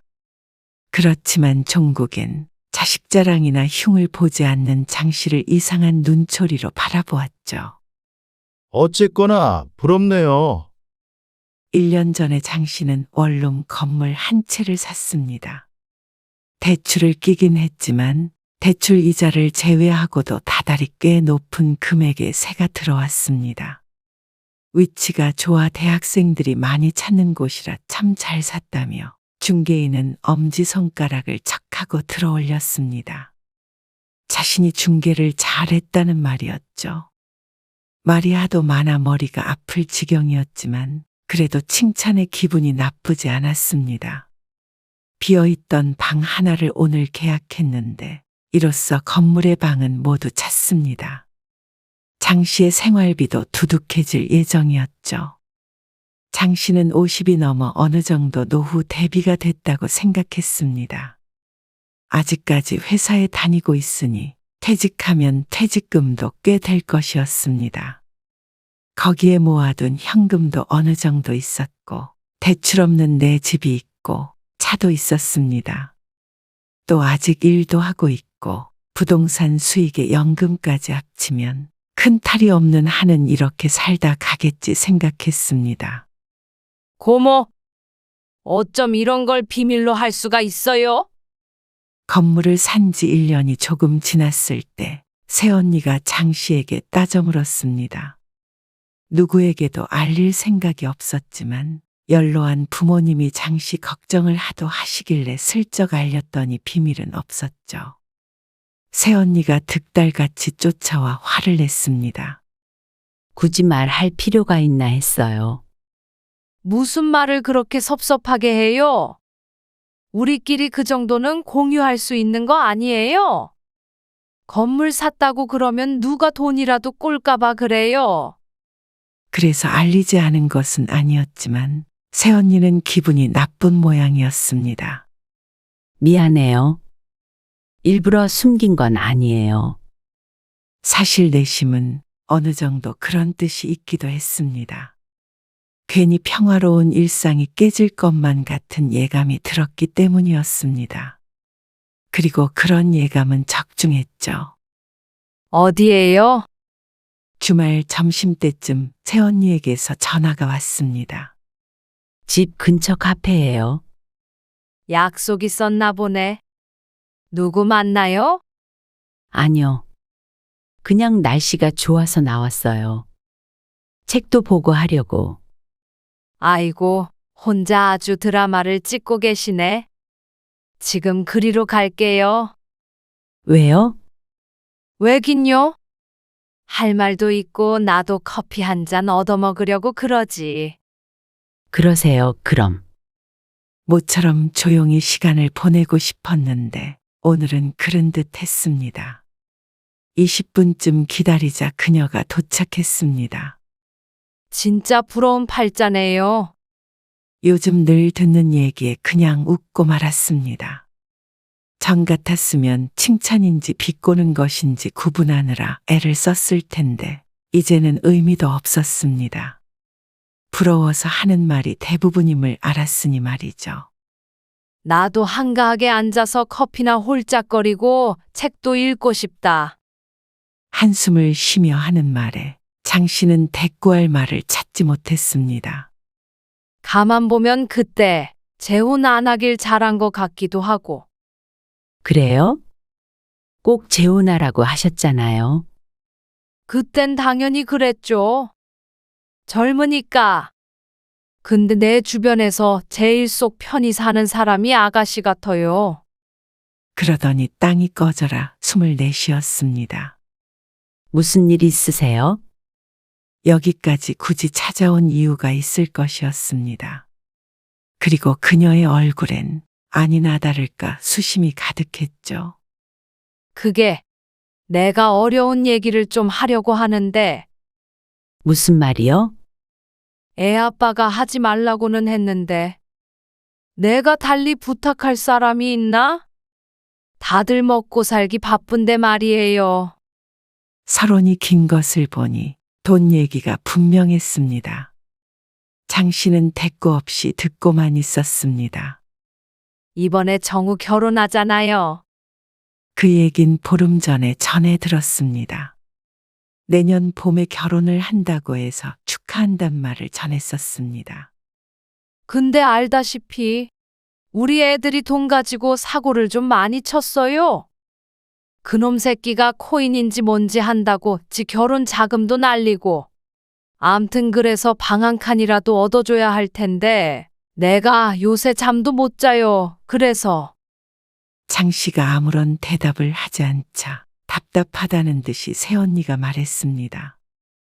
아, 그냥 속 시원히 얘기할게요. 고모가 돈 좀 꺼줘요. 돈이요? 돈이 있어야 장가를 보내든 말든 하잖아요.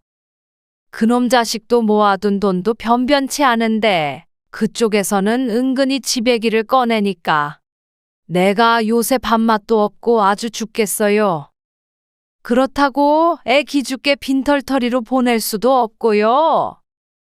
새언니의 말에 장 씨는 깊은 생각에 빠졌습니다.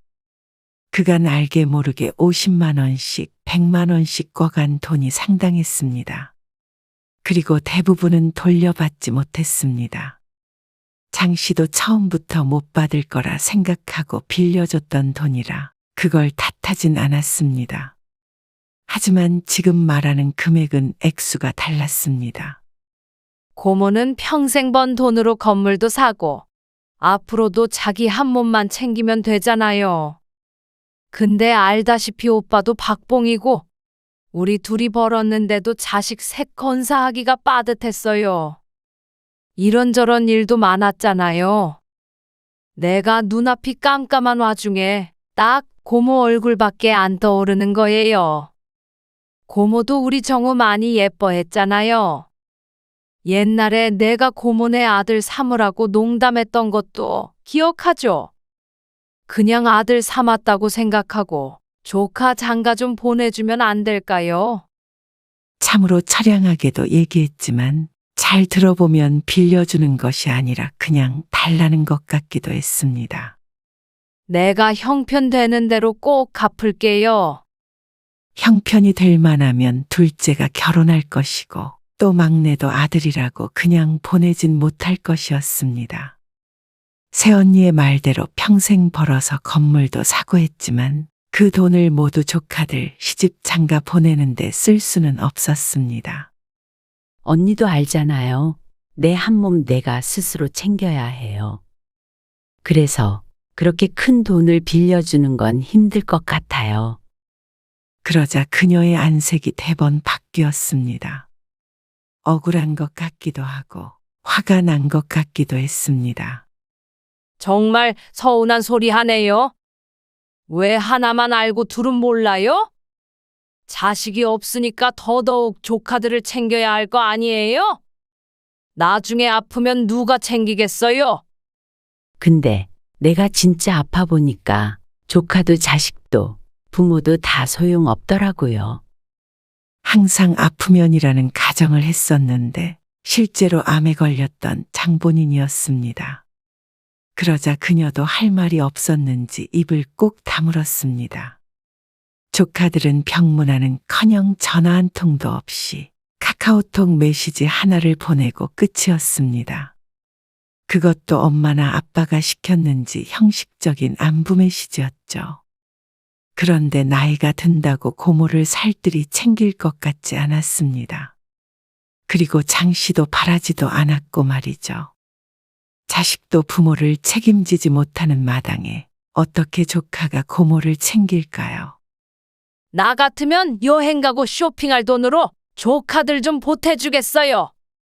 그러더니 분한 표정으로 자리에서 일어나는 새언니를 바라보며 장 씨가 말했습니다. 1억은 못 빌려주지만 축하하는 마음 담아서 500만 원 축의금 할게요. 아무리 자식들에게 돈이 안 나간다고 하더라도 500만 원이면 장 씨에게도 무척이나 큰 돈이었습니다. 주변 사람들은 건물을 샀다고 하면 대단한 부자라고 생각하는 듯 하지만 장 씨 나름의 최소한의 생계를 위한 노후 대비일 뿐이었습니다. 그러니 더럽고 치사한 직장이지만 꼭 붙어서 여태 일하는 것이겠죠. 축의금 얘기를 하자 새언니는 아무 말 없이 서 있다 뒤를 돌아섰습니다. 차마 안 받겠다는 말은 나오지 않는 듯 했습니다. 그리고 대면대면 지내다가 큰조카 결혼식이 끝나고 따로 연락이 왔습니다. 내가 그 돈 괜히 빌려달라고 그랬어요. 그걸 무슨 수로 갚는다고. 못 빌려줘서 미안해요. 아니에요. 결혼 준비 시키면서 나도 모르게 돈 때문에 스트레스 받았나 봐요. 고모 힘들게 번 돈을 가지고 축의금 고모만큼 준 사람도 없어요.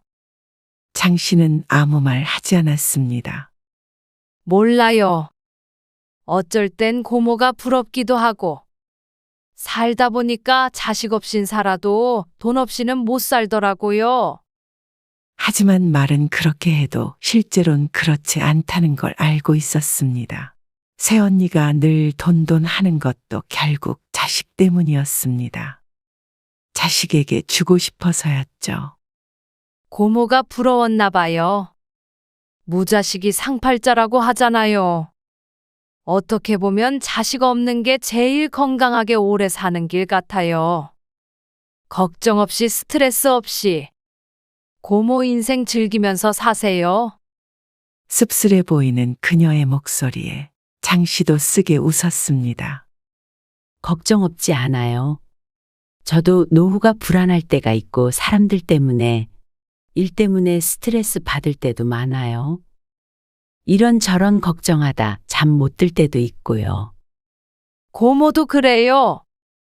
좀처럼 그런 이야기를 하지 않았던 장 씨였기에 새언니가 놀란 목소리로 되물었습니다. 늘 새언니는 장 씨에게 속 편해 보인다. 팔자 좋아 보인다. 걱정 없어 보인다고 했지만 그렇지만도 않았습니다. 자식이 없어서 특별히 불행하진 않았지만 자식이 없기에 행복한 것도 아니었습니다. 자식을 포기해서 얻은 것도 분명히 있었지만 때로는 자식이 있었다면 어땠을까 하는 상상을 할 때도 있었습니다. 하지만 중요한 건 바꿀 수 없는 현실을 받아들이고 사는 것인 듯 했습니다. 어차피 자식이 부모를 책임지는 시대가 아니었고 자식을 노후 대비책으로 삼으면 불행뿐이었습니다. 남을 부러워할 것도 없었고 자식이 있든 없든 자랑할 것도 아니었습니다.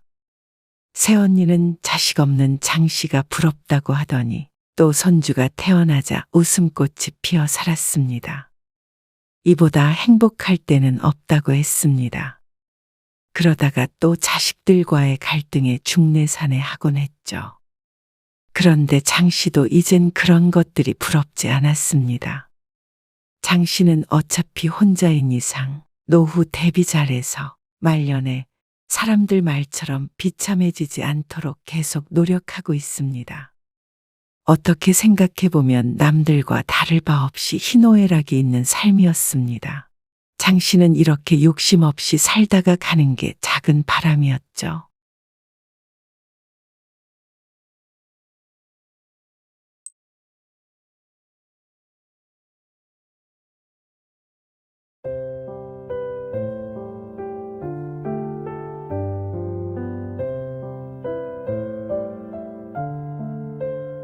어머님, 그냥 제가 할게요. 2번 움직이니까 제가 더 힘들어요. 그래? 난 너 쉬라고 그런 거지. 생각해줘서 그런 거야. 아니에요. 그냥 여기 앉으세요. 잠깐만, 저기 방 하나 남지 않어? 아, 거긴 나중에 동우 크면 동우방 할 거예요. 그래? 그럼 오늘 여기서 자고 가야겠다. 남는 이불 있지? 네? 여기서 주무신다고요? 오늘이요? 그래. 갈아입을 옷도 가져왔는데? 그나저나 동호 아빠는 언제 온대? 오늘 조금 늦는데요. 그러면 나 먼저 저녁밥 좀 차려줘라. 네? 저녁밥 먹어야지. 얼른 차려라. 배고프다. 오늘 이야기 속 주인공은 64세 조정혜 씨입니다. 그리고 그녀의 며느리에 관한 이야기이죠. 조 씨의 말년은 둘째 며느리 때문에 평화가 깨졌습니다. 조 씨는 그저 조용하고 평온한 노후만을 바랐습니다. 혼자 있어도 외롭지 않았고 오히려 내가 나에 대해 알게 되는 소중한 시간들이라고 생각했습니다. 젊어서는 하지 못했던 일도 해보고 모든 짐을 내려놓고 갈등 없는 삶을 살다 가고 싶었습니다. 자식들에 둘러싸여 살다 죽는 게 소원이라는 조 씨의 어느 친구와는 사뭇 다른 바람이었죠. 시끌벅적 정신없이 바쁘게 살아가는 것에 지치기도 했고 본디 성격이 타고나길 그러하기도 했습니다. 그런데 몇 년 전 결혼시킨 작은 아들에게 문제였습니다. 작은 며느리는 조 씨의 기준으론 아주 특이한 인간상이었습니다. 남에게 부탁하거나 민폐 끼치는 일을 서슴지 않고 끊임없이 말하고 불평하고 웃고 울었습니다. 아이가 생기니 아무 때나 수시로 쳐들어와서 애를 맡기고 시모를 부려먹어 한시도 쉬질 못하게 하는 며느리 때문에 조 씨는 괴로웠습니다. 그렇다고 또 차갑게 내칠 만한 성정은 되지 못했기에 어영부영 받아주었지만 뒤에서는 조 씨의 험담을 하고 있었던 며느리. 없는 데선 나라님도 욕한다지만 나라님이야 내 자식 봐주는 것이 아니기에 그렇다 쳐도 조 씨에게 그럴 수는 없었습니다. 어이가 없고 기가 막혔습니다. 가만히 있는 시모를 얕잡아 본 것인지는 몰라도 조 씨는 며느리를 후회하게 만들고 앞으로 다신 같은 행동을 하지 못하게 만들 무척 효과적인 방법을 알고 있었습니다. 징글징글해서 조 씨가 있는 곳으론 머리도 두르고 자지 않을 정도로 미치고 팔딱 뛰게 할 방법을 말이죠. 조 씨는 아들만 둘이 있었습니다. 조 씨의 삶은 결혼을 해서 자식들을 낳으며 크게 달라졌습니다. 정적이던 그녀의 인생이 어쩔 수 없이 역동적으로 바뀌었습니다. 그리고 비슷한 성향이던 남편도 같은 과정을 겪어야 했습니다. 자식이라는 게 그랬습니다. 내가 오롯이 나의 삶을 살 수는 없었습니다. 조 씨 부부는 가정을 꾸리고 자식들 키우는 것에 헌신했고 자식들도 잘 커서 성인이 되었을 때는 자신의 밥벌이는 할 수 있을 정도는 되었죠. 조 씨와 남편은 아들들 결혼시키면 이제는 자식들에겐 관여하지 말고 우리들 인생을 삽시다 하며 서로 다짐했습니다. 그리고 큰아들이 결혼했을 때는 조 씨 부부의 뜻대로 할 수 있었습니다. 명절에 오지 말라고요? 그래. 여행 가라니까. 결혼 전이야 그렇게 했어도. 결혼하고 나서도 그렇게 해요? 그럼 더 좋지. 부부가 오붓하게 여행 다니고 처가가는 문제는 너희들이 알아서 하는 거고. 어쨌거나 여긴 안 와도 돼. 안 서운하세요? 엄마 아빠가 원해서 그렇게 하겠다는데 뭐가 서운해? 첫 명절이 오기 전 큰아들 내외에게 명절에 오지 말라고 했더니 아들 부부 모두 어리둥절해했습니다. 그런데 며느리의 얼굴에선 감출 수 없는 기쁨이 엿보였죠. 엄마는 요리에 취미 없고 며느리한테 일 시키기도 싫고 차 막히는데 왔다 갔다 하게 하기도 싫고 조용히 아빠랑 시간 보내는 게 더 좋아. 너희가 올 이유가 없지. 그리고 그건 조씨 부부의 생일에도 어버이날에도 마찬가지였습니다. 자식들과의 만남을 피하는 것은 전혀 아니었지만 날을 정해서 다 같이 모이는 것은 사양이었습니다. 번잡스럽고 고생스러웠죠. 가끔 밖에서 만나 식사하는 정도면 충분했습니다. 의도하진 않았지만 결과적으로는 조 씨는 큰며느리에게 좋은 시어머니가 되었습니다. 어머니 같은 시어머니 만난 게 인생의 가장 큰 행운이래요. 뭘 그렇게까지. 그래서 주위에서도 다 부러워하고요. 엄마 아빠 편히 있으려고 그런 거야. 그래도요. 아들에게도 말했지만 칭찬 들으려고 한 것은 아니었습니다. 조 씨 부부가 간섭이 싫고 그저 각자 지내는 게 좋아서였습니다. 하지만 어쨌거나 며느리가 그렇게 자랑을 하고 다닌다니 나쁜 기분은 아니었습니다. 그리고 자주 보진 않아도 조 씨는 큰며느리와 사이가 좋았습니다. 격없이 친밀하다기보다는 서로 나쁜 일이 전혀 없으니 오히려 자주 보는 고부 사이보다 좋을 뿐이었죠. 큰며느리는 맞벌이하며 애를 키우면서도 한 번도 맡아달란 말을 하지 않았습니다. 조 씨도 먼저 묻지 않았고 말이죠.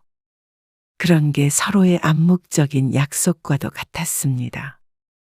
조 씨도 며느리에게 찾아가지도 명절에 일을 시키지도 전화해서 잔소리하지도 용돈을 달라고 하지도 않았습니다.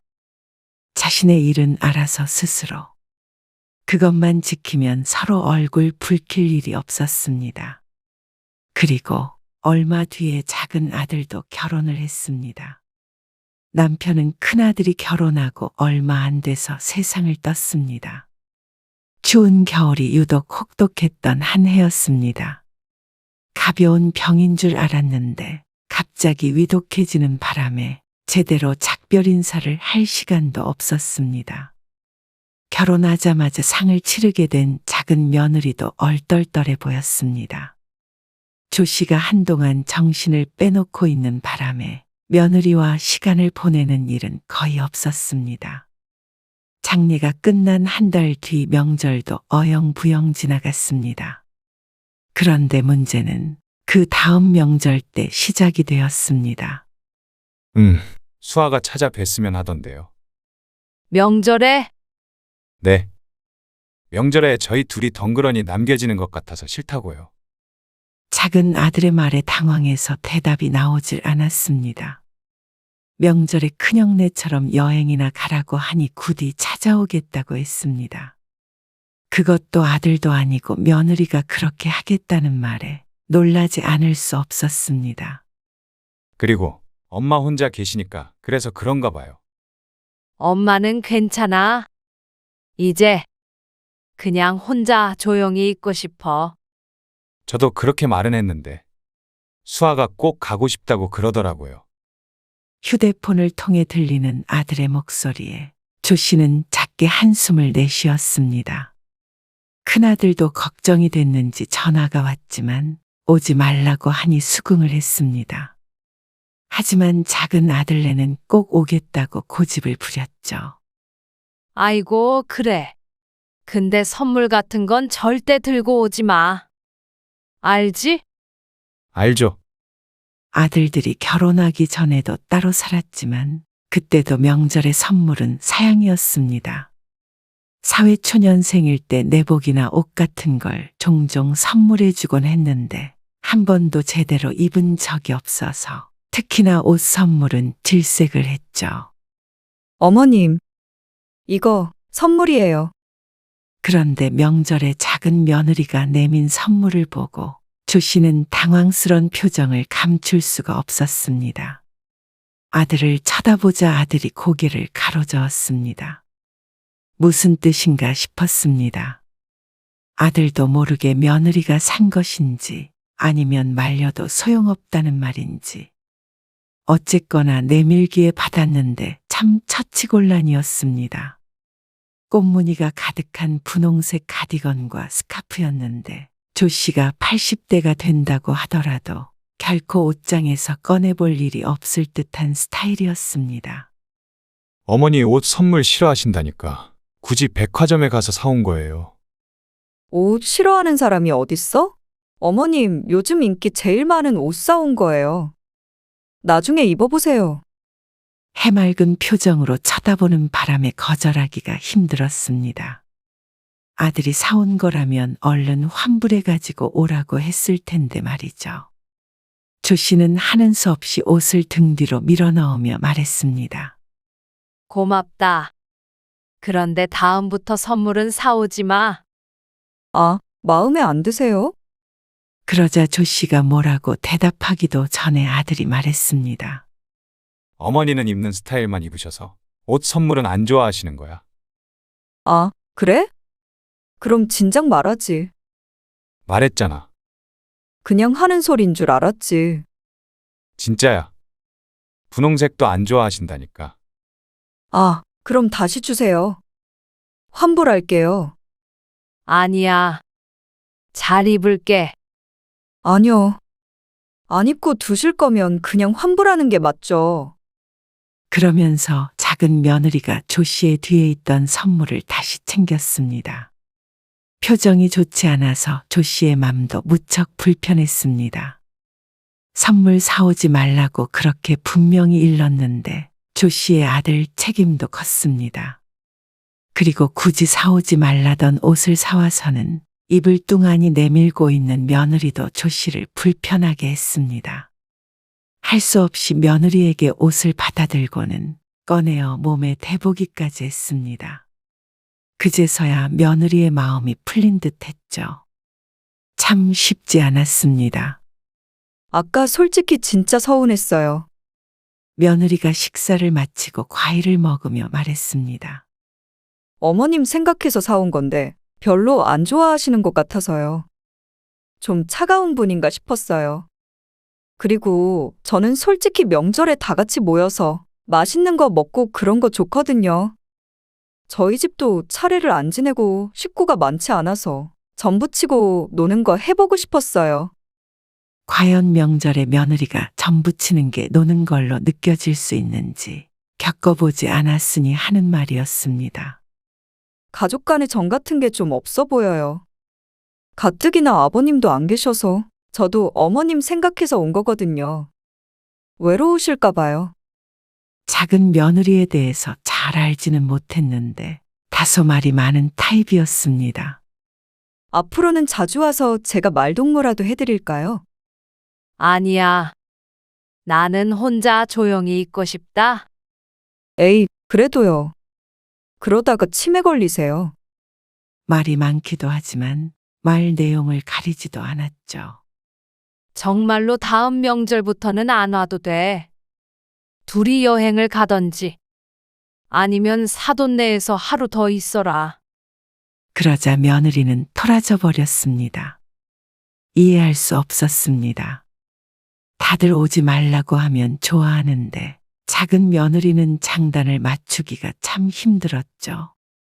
그런데 이 정도는 약과였습니다. 작은 며느리가 아이를 낳자 조 씨가 무척 고달파졌습니다. 어머님, 저 왔어요. 또 연락도 없이 왔니? 가족끼리 어때서요? 갓 돌이 지난 아이를 안고 며느리가 집 안으로 들어섰습니다. 반가워야 하는데 조 씨는 뒤돌아서서 머리를 짚었습니다. 또 그 장면을 봤다면 며느리가 한 소리를 했을 것이었죠. 혼자 뭐 하고 계셨어요? 책 읽고 있었어. 거보세요. 제가 잘 왔죠? 심심하셨잖아요. 조 씨에게는 혼자 책을 읽는 게 며느리가 찾아오는 것보다 재밌는 일이었습니다. 아참, 저 이따 애기 놓고 저녁에 잠깐 나갔다 오려고요. 뭐? 점심은 여기서 먹고요. 저녁에 잠깐만 동우 좀 봐주세요. 이렇게 하지 말라고 했잖아. 미리 약속을 한 것도 아니고. 무작정 찾아와서 애를 놓고 가겠다고 하면 어떻게 해? 조 씨의 반응을 보면 알겠지만 며느리의 이런 행동이 오늘 처음이 아니었습니다. 처음에는 당황스러운 마음에 아무 말도 못했을 정도였습니다. 그런데 익숙해진다고 해서 이런 며느리를 막을 수 있는 게 아니었습니다. 그렇게 차갑게 말씀하지 마시라니까요. 며느리는 조 씨에게 늘 차갑다고 말했습니다. 하지만 진짜 차가운 사람이면 문조차 열어주지 않았을 것이었습니다. 그래도 스스로 찾아오는 며느리를 차마 내쫓을 순 없어서 매번 문을 열어주지만 조 씨는 정말 지쳤습니다. 어머님 적적하실까봐 동우 데리고 왔잖아요. 안 적적하다고 몇 번 말해. 아무튼간 우리 어머님 정없게 말씀하시는 거 뭐 있어? 어머님, 냄비 어디 있어요? 고구마나 감자 있어요? 며느리는 쉴 새 없이 떠들었습니다. 밥 언제 먹어요? 저 일부러 아침도 안 먹고 왔어요. 아직 안 드셨죠? 조 씨는 한숨을 쉬며 부엌으로 들어갔습니다. 어떤 며느리가 이렇게 시모를 부려먹나 싶었습니다. 그리고 한편으로는 자신도 이런 성격이었으면 시어머니 살아계셨을 적에 시집살이를 덜 했을까 하는 상상도 해보았죠. 그러다 이내 고개를 저었습니다. 조 씨는 죽어다 깨어나도 이렇게 못했을 것 같았습니다. 며느리는 밥을 먹는 내내 죽는 소리를 했습니다. 애 키우는 인생이 얼마나 험난하고 괴로운지에 대한 이야기였는데 휴직하고 애 하나 키우면서 세상 시름은 혼자서 다 끌어안고 있는 것 같았습니다. 큰아들은 벌써 둘째까지도 맞벌이를 하며 키우고 있는데 말이죠. 하소연의 귀가 따가울 지경이었습니다. 그래도 어머님은 잘 들어주셔서 좋아요. 그러니 자꾸만 찾아오는 것 같았지만 조 씨는 잘 들어주는 것이 아니라 대꾸를 하지 못하는 것이었습니다. 며느리가 조 씨의 길을 뺏어가는 것만 같았습니다. 그래서 단호하게 말을 안 해본 것도 아니었습니다.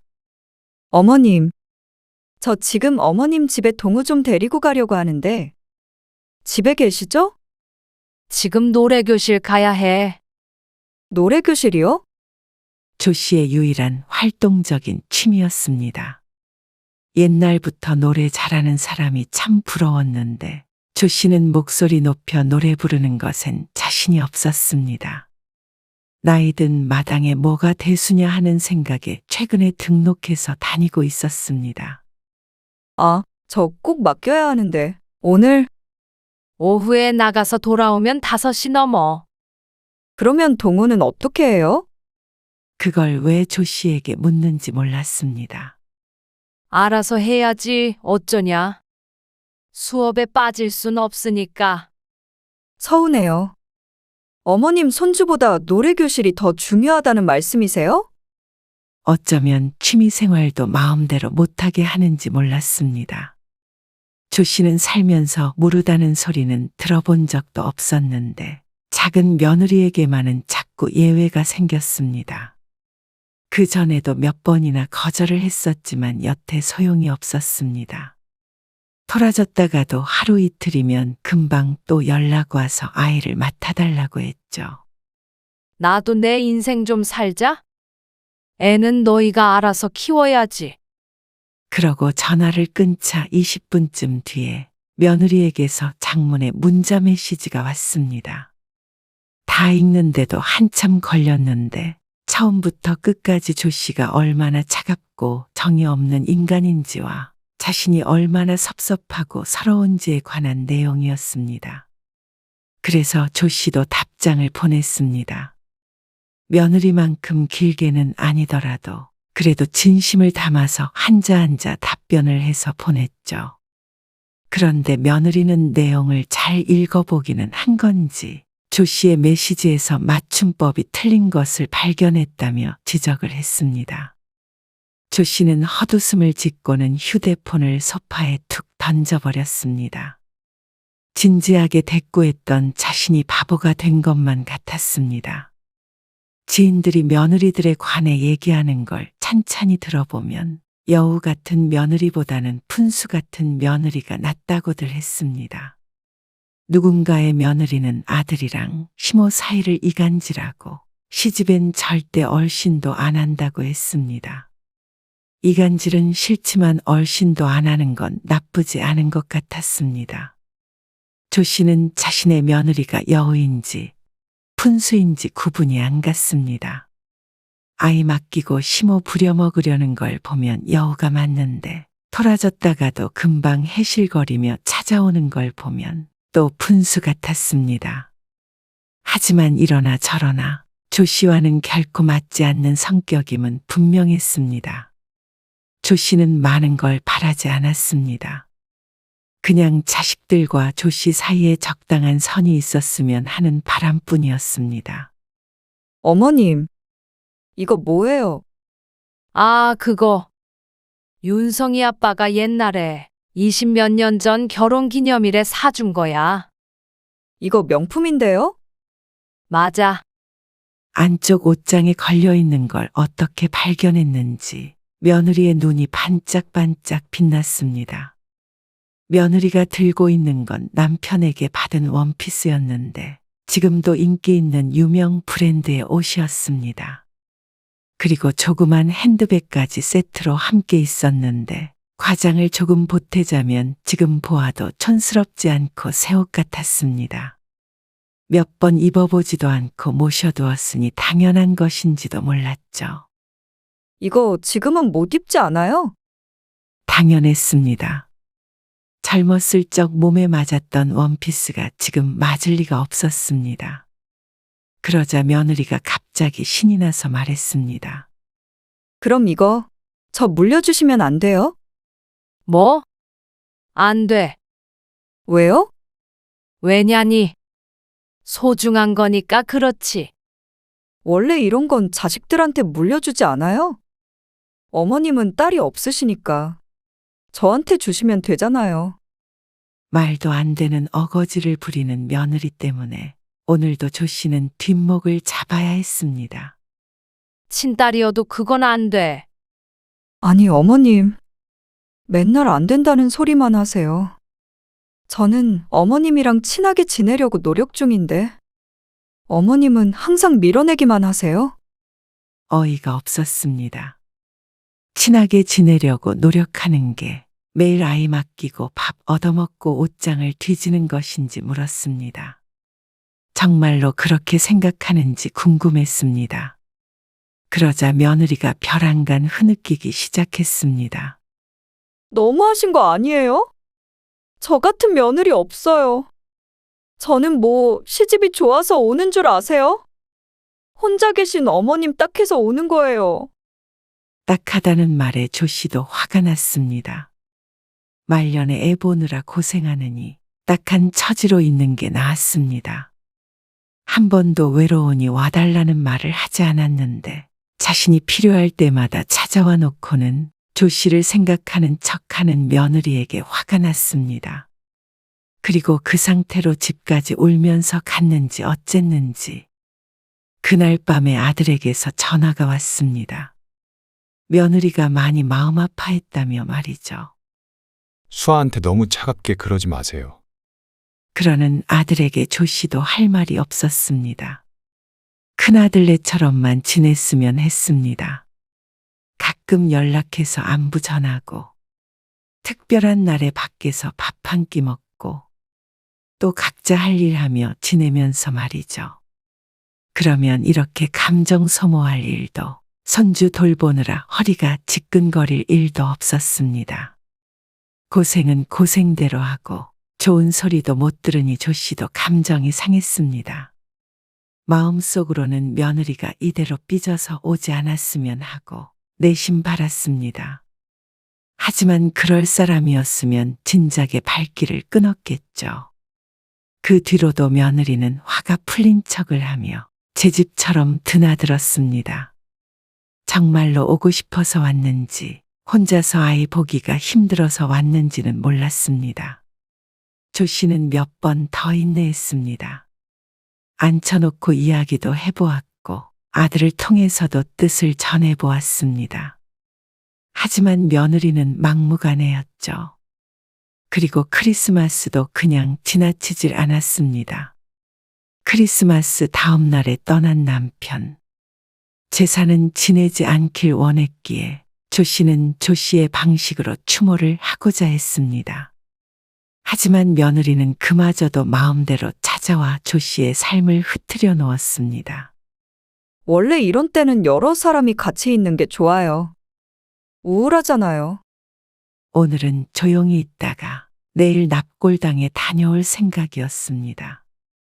며느리가 차라리 제사를 지내자고 찾아왔다면 고마운 마음이라도 있었을 텐데 그렇게 찾아온 며느리는 조 씨에게 아이를 떠밀고는 작은 방에 들어가서 누군가와 통화를 한참 했습니다. 조 씨의 아들이 출장을 갔다고 했는데 그 때문에 혼자 있기 싫어온 것 같았습니다. 1시간이 지나도 도무지 나올 생각을 않는 며느리 때문에 작은 방문을 두드리려고 하는데 며느리의 목소리가 들렸습니다. 우리 어머님, 완전 차가워. 애도 잘 안 봐주시려고 그러고. 근데 말은 그렇게 해도 그냥 무작정 오면 또 봐주셔. 마음 불편한 것보다 몸 편한 게 더 좋아 나는. 고맙긴? 손주 보여주려고 오는 며느리한테 오히려 어머님이 고마워하셔야지. 시어머니가? 깔깔 웃는 소리가 참으로 불편하게 들렸습니다. 조 씨를 생각해 주는 것인지 아닌지 늘 헷갈렸는데 헷갈릴 일도 아니었습니다. 정말로 혼자 있는 조 씨가 걱정되었다면 애를 돌보게 하지도 않았을 테니 말이죠. 그걸 고마워하기는커녕 전화로 심호 흉이나 보는 며느리. 조 씨도 나이가 드니 물러지긴 한 모양이었습니다. 여태 봐주었던 자신이 바보였습니다. 조 씨는 한숨을 쉬었습니다. 또 오지 말라고 했다가는 울고 불고 사람을 피곤하게 할 며느리였습니다. 그리고 또 제 발로 찾아오겠죠. 그래서 조 씨는 이 세상 물정 모르는 젊은 며느리에게 시어머니가 뭔지 보여주기로 했습니다. 신년이 되었을 때 조 씨는 외투를 입으며 며느리에게 전화를 걸었습니다. 동호 엄마, 집이지? 네? 자던 중이었는지 며느리가 비몽사몽 전화를 받았습니다. 자고 있던 거 보니까 집이네. 지금 그리로 갈게. 여기로 오신다고요? 갑자기 무슨 일로요? 놀러 가지. 네? 조 씨는 전화를 끊었습니다. 그 시간이 오전 7시 반이었습니다. 그리고 며느리 집에 도착했더니 딱 8시였죠. 윤성이는 출근했어? 네. 며느리의 머리가 까치집을 했습니다. 아들이 결혼하고 남편과 딱 한 번 오고 그 뒤로는 처음이었습니다. 며느리가 당황한 것도 이해가 갔습니다. 너 동호 보기 힘들다고 그래서 왔지. 그러자 며느리의 얼굴에 화색이 돌았습니다. 하지만 조 씨는 말과는 다르게 손주 쪽은 거들떠보지도 않았습니다. 그리고는 주방에서 찬장 문을 하나씩 열어보기 시작했습니다. 뭐, 찾으세요? 아니야. 그냥 구경. 우리 며느리가 살림을 잘하나 못하나. 아이고, 농담이야. 들어가서 쉬어. 네, 그럼 저 한숨 더 잘게요. 그래. 며느리가 들어가고 5분 정도 있다가 조 씨가 며느리를 불렀습니다. 동호 엄마. 네? 며느리가 문을 열고 나왔습니다. 아니, 동호 뭐 좀 해주려고 하는데 냄비 어디 있냐고. 아, 거기 가스렌지 위에 있어요. 아, 바로 여기 있었네. 알았어, 얼른 들어가 봐. 네. 그리고 또 5분 뒤에 불러서 물었습니다. 냉장고에 있는 이거 먹여도 돼? 네. 돼요. 동호 엄마, 이건 어디다 놓을까? 그냥 두세요. 동호 엄마, 동호 장난감 더 있어? 조 씨는 쉬지 않고 며느리를 불러 제꼈습니다. 그리고 시덥잖은 질문은 한 뒤에 다시 말했습니다. 알았으니까 얼른 들어가 쉬어. 몇 번 반복되자 며느리가 쉴 수 있을 리가 없었죠. 2시간쯤 흐르자 며느리가 눈밑이 퀭해져서 거실에 앉아 있었습니다. 계속 왔다 갔다 하게 만들었으니 아마 평소보다도 힘들 것 같았습니다. 그리고 이틀 뒤에 그렇게 또 찾아갔습니다. 어머님, 그냥 제가 할게요. 2번 움직이니까 제가 더 힘들어요. 그래? 난 너 쉬라고 그런 거지. 생각해줘서 그런 거야. 아니에요. 그냥 여기 앉으세요. 잠깐만, 저기 방 하나 남지 않어? 아, 거긴 나중에 동우 크면 동우 방 할 거예요. 그래? 그럼 오늘 여기서 자고 가야겠다. 남는 이불 있지? 네? 여기서 주무신다고요? 지금 오늘이요? 그래. 갈아입을 옷도 가져왔는데? 조 씨가 거실에 놓여 있던 자신의 가방을 가리키며 말했습니다. 며느리는 얼이 빠진 듯 보였습니다. 생전 그런 적이 없던 조 씨였으니 놀랄만도 했습니다. 그나저나 동호 아빠는 언제 온대? 오늘 조금 늦는데요. 그러면 나 먼저 저녁밥 좀 차려줘라. 네? 저녁밥 먹어야지. 며느리가 얼떨떨한 표정을 지었습니다. 그런 며느리를 모른 채 하고 조 씨가 식탁 앞에 앉았습니다. 그리고 요리하는 며느리에게 끊임없이 말을 걸었습니다. 그래, 그 친구가 뭐라고 했는 줄 알아? 아, 잠시만요. 저 이것 좀 하고요. 그 친구가 마이크를 넘겨봤더니 남편 흉을 보기 시작하는 거야. 아, 그래요? 그래. 그래서 사람들이 다 웃었는데. 조 씨는 웃기지도 않은 얘기를 떠들어댔습니다. 건너 들은 아는 사람 이야기, 친구의 며느리 이야기, 노래교실에서 있었던 이야기. 며느리가 궁금해할 리가 없었습니다.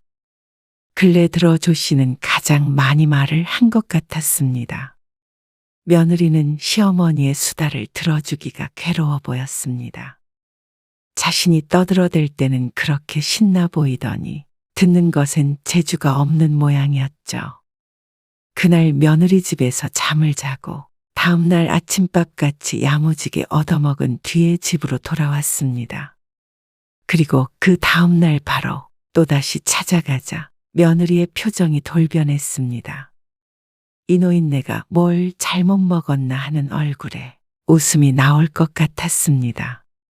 애를 봐준다더니 와서 놀고 먹다가는 시어머니가 곱게 보일 리가 없었습니다. 어머님, 요즘엔 노래교실 안 가세요? 노래교실이 중요하냐, 선주가 중요하냐 물었던 건 까먹은 듯 했습니다. 노래교실이 중요하니? 손주랑 노는 게 더 좋지.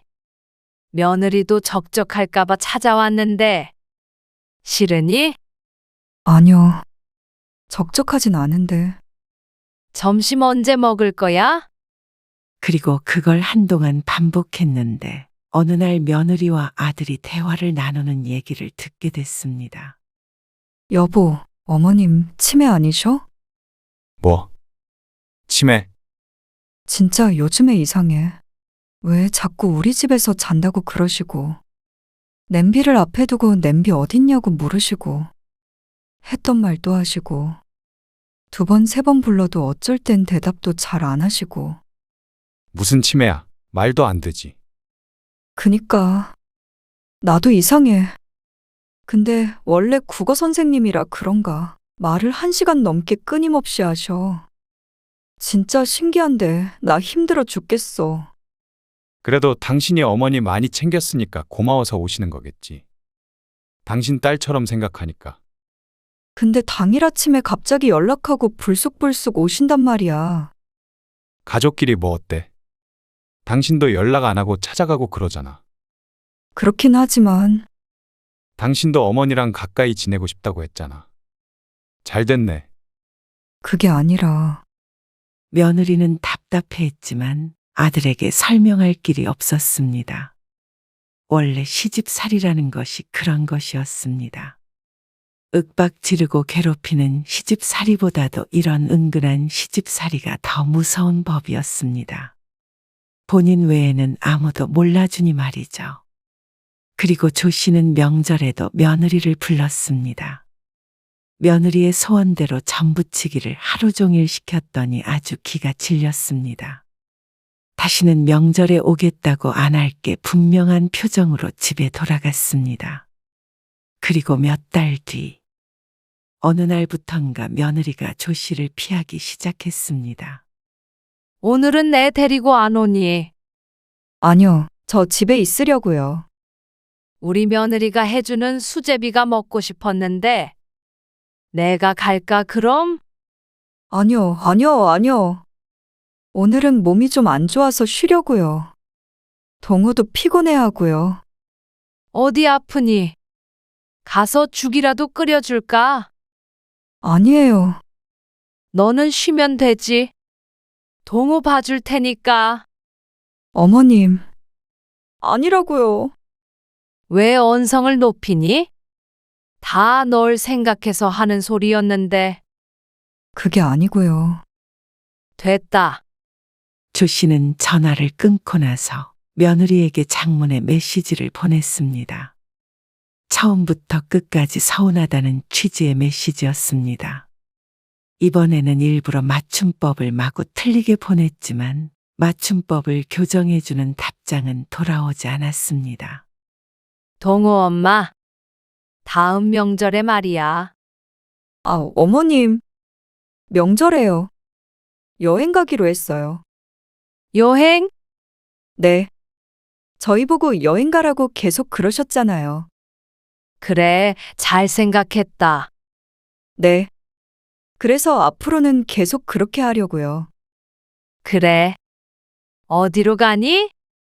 나도 같이 가자. 네? 같이 가면 좋잖냐?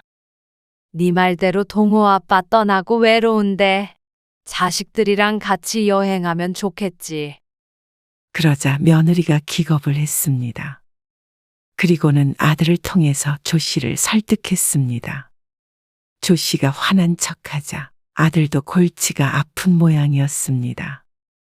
그래. 너희끼리 다녀와라. 마지못해 보내주는 척을 하니 며느리가 냉큼 여행을 떠났습니다. 그리고 조 씨에게는 평화가 찾아왔습니다. 작은 아들이 결혼하고 나서 이렇게 마음이 편했던 적이 없었습니다. 쫓아냈다면 또 슬금슬금 왔겠지만 제 발로 도망간 며느리이기 때문에 다시 올 걱정이 없어 보였습니다. 그리고 또다시 온다면 아직 써먹을 시집살이가 30종류가 넘게 남아 있었습니다. 네가 요즘 오지도 않고 내가 가지도 못하게 하니까 너무 외로워. 제가 바빠서요. 왜 이제 동호 봐달라고도 안 해? 다 컸는데요, 뭘. 이제는 어머님 힘들게 안 맡기죠. 아이고, 그래서 노래교실이나 갈까 해. 정말요? 잘 생각하셨어요. 며느리가 무척 기뻐했습니다. 그리고 휴대폰을 들고 조 씨도 며느리에게 보이지 않게 웃었습니다. 남들이 들으면 어이가 없어 웃었겠지만 너무나도 확실한 방법이었습니다. 며느리 시집살이 시킨답시고 쫓아다니느라 조 씨가 고생을 하긴 했지만 충분히 보람이 있는 시간이었습니다. 이제는 그토록 원하던 평화로운 노후를 보낼 수 있게 되었으니 말이죠.